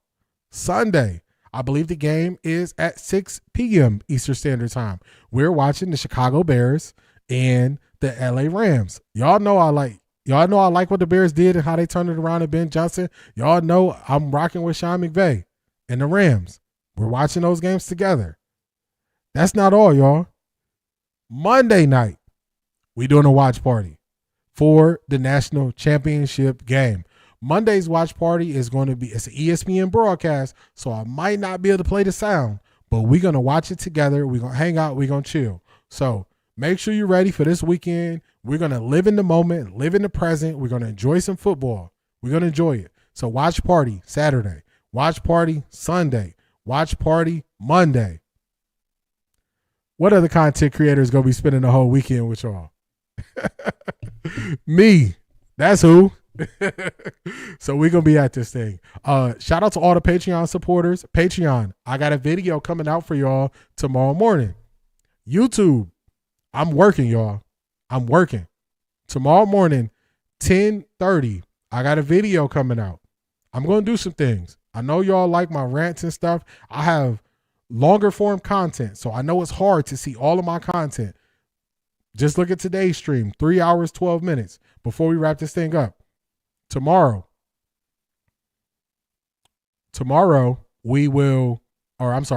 Thursday, 10:30. Look out for a video to be released 10:30 tomorrow, trying some new things. So Patreon, y'all got a video coming out tomorrow for the Patreon supporters. YouTube, y'all got a different video coming out tomorrow, 10:30. Y'all got it coming out, y'all. So be on the lookout for it. I'm out here working, y'all. Your boy is working, and we're going to enjoy this thing. We're going to enjoy it. So make sure y'all tap in. Definitely smash the like button. Definitely subscribe. And definitely comment. Let me hit these comments before we get up out of here. Yep, we got the watch party answer. How can he have competition everywhere he went? He had to rebuild. So the competition was with himself, trying to not let his father and himself down. Talk to him. Shedeur exposing the entire scam. Elite players are who they want to call elite. What's funny is that folks honestly got fooled by DG. For real. What should I cook for the watch party? I mean, if you make fish and grits, just make sure you got the butter and sugar for your boy. Make sure you got the butter and sugar for your boy. Did you see Nico Ryan's face during the game? His face looked like CJ. If you throw one more interception, but he stayed with them. Yes, it was rough. It was rough for CJ. I root for CJ Stroud, but it was a rough game for him. It was a rough game. It's going to be fun. Looking forward to it. Yeah, we tapping in. We're going to be here all weekend. Both games going to be interesting. Yes, we're going to do it. I got y'all. We're going to do this thing right here live on YouTube. I appreciate you, C. Anderson. I really want to know why Colin Cowherd is pushing Stefanski for a coaching job on this show so hard. They probably know some people that know some of the same people that hang out together.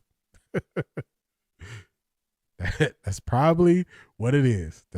They probably know some people that know the same people. You know what I'm saying? They know some people. Doggy Bone, what's your profession? Doggy Bone, I do some of everything, man. I do some of everything. I'm an entrepreneur. I do everything. So I make content. I dibble and dabble in the stock market.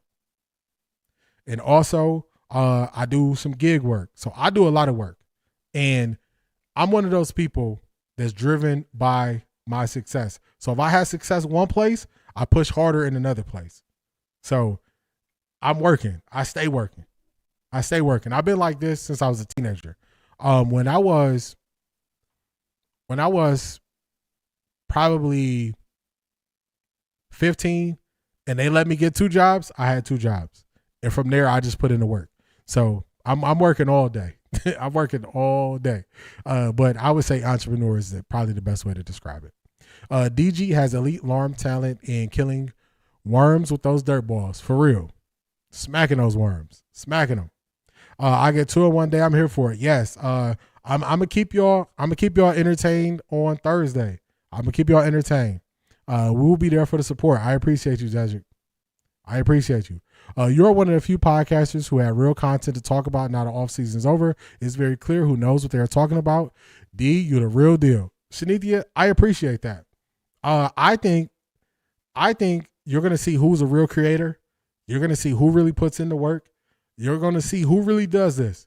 We're gonna separate ourselves in the off season. We're not gonna separate ourselves during the season. It's football. It's everything going on. During the off season is when we separate ourselves. That's when we separate ourselves, y'all. So put in the work. I got the wings, popcorn, martinis, and old fashions. Oh, if you got some citrus bitters for your old fashioned, especially the orange citrus, you want something. Do the hustle, D. For real. Grind don't stop. Me and my friend, we always, whenever we message him, we say, grind don't stop. You keep going. You keep going. Butter and sugar, I'm there. I'll bring the fried chicken, for real, to go with them grits. I bring the hot sauce and Kool-Aid. Got to bring that grape. I see some folks making stuff up now with their content. They are. You talk about food and I'm fasting. Oh, man. All right, we ain't going to talk about the food. Hey, my boy Zedric, he fasted, so we ain't going to go too heavy on the food descriptions. We ain't going to go heavy. XFL coming back this year. The Rock is bringing it back, right? If I'm not mistaken. D, keep up the good work, young man. Yes. When you have the energy, when you have the drive, put in the work, y'all. When you got the energy and the drive, put in the work. Everything I'm doing right now, and then I'm gonna let y'all go after that. Everything I'm doing right now, I'm not doing it for today. Everything I'm doing today, I'm putting in the work for what's going to happen in 5 years, 10 years. That's why I'm working this hard. I'm working hard for the next 10 years, y'all. That's what I'm doing. So if you want to know what my drive is and why I have it, it's because where I want to be in 10 years, I'm putting in the work now to get there. I appreciate that, Doggy Bone. I appreciate that. That's fire. Proud of you, my boy. No stranger to work myself. I got 2 jobs, looking for another. My people be saying I work like a single Jamaican mother of 5. Doggy Bone, you know what's so funny? I didn't know what that meant when I was younger. When I was like 18, Doggy Bone, everybody was like, man, you working like a Jamaican. You working like a Jamaican. I didn't know what they were talking about. I just knew that it was a certain place that I wanted to get to, so I stayed on the grind. That's all I knew. I just know if I put in the work, I'm gonna get where I'm trying to go. I'm just trying to that's what I do. Zedric, how long is your fast? Got the whole old fashioned kit, including small blowtorch. Oh, so you smoking it too. That's a different level. That is a different level right there. We'll be interested to see who stands out with the XFL. It would have been successful if not for COVID, for real. It would have been a game changer. It would have been a game changer. So I hope y'all enjoyed this. Let me shout out to everybody who came in with the support. Another one in the books. Shout out to Dawn. Shout out to Black Pearl. Shout out to Charmaine. Shout out to Keith Hunt. Shout out to Miss Brown. Shout out to C.A. Anderson. C.A. Anderson, I'm just going to take it. I ain't going to let the Virgo come out. I appreciate you. Shout out to y'all. Also, shout out to everybody who signed up for the Patreon. Shout out. We doing the Daniel fast till February 1st. Man, oh man. Hey, stay strong. Stay strong. That's tough. That's tough stuff. That is tough stuff right there. Stay strong, Cedric. I needed to hear that. If you have the energy and drive, put in the work. That's it. Put in the work. Put in the work. Your show has made my football season. Thank you for all your work. I appreciate y'all. I just hope we get to enjoy this. I just like that we get to enjoy this together. Shout out to my Patreon peeps. Let me hit the thank you for y'all. Enjoy the rest of y'all day. Enjoy what I got coming for y'all tomorrow. And I will see y'all Friday, 10:30 Eastern Standard Time. Put in the work while you got the drive and energy. I appreciate y'all. Peace, everybody.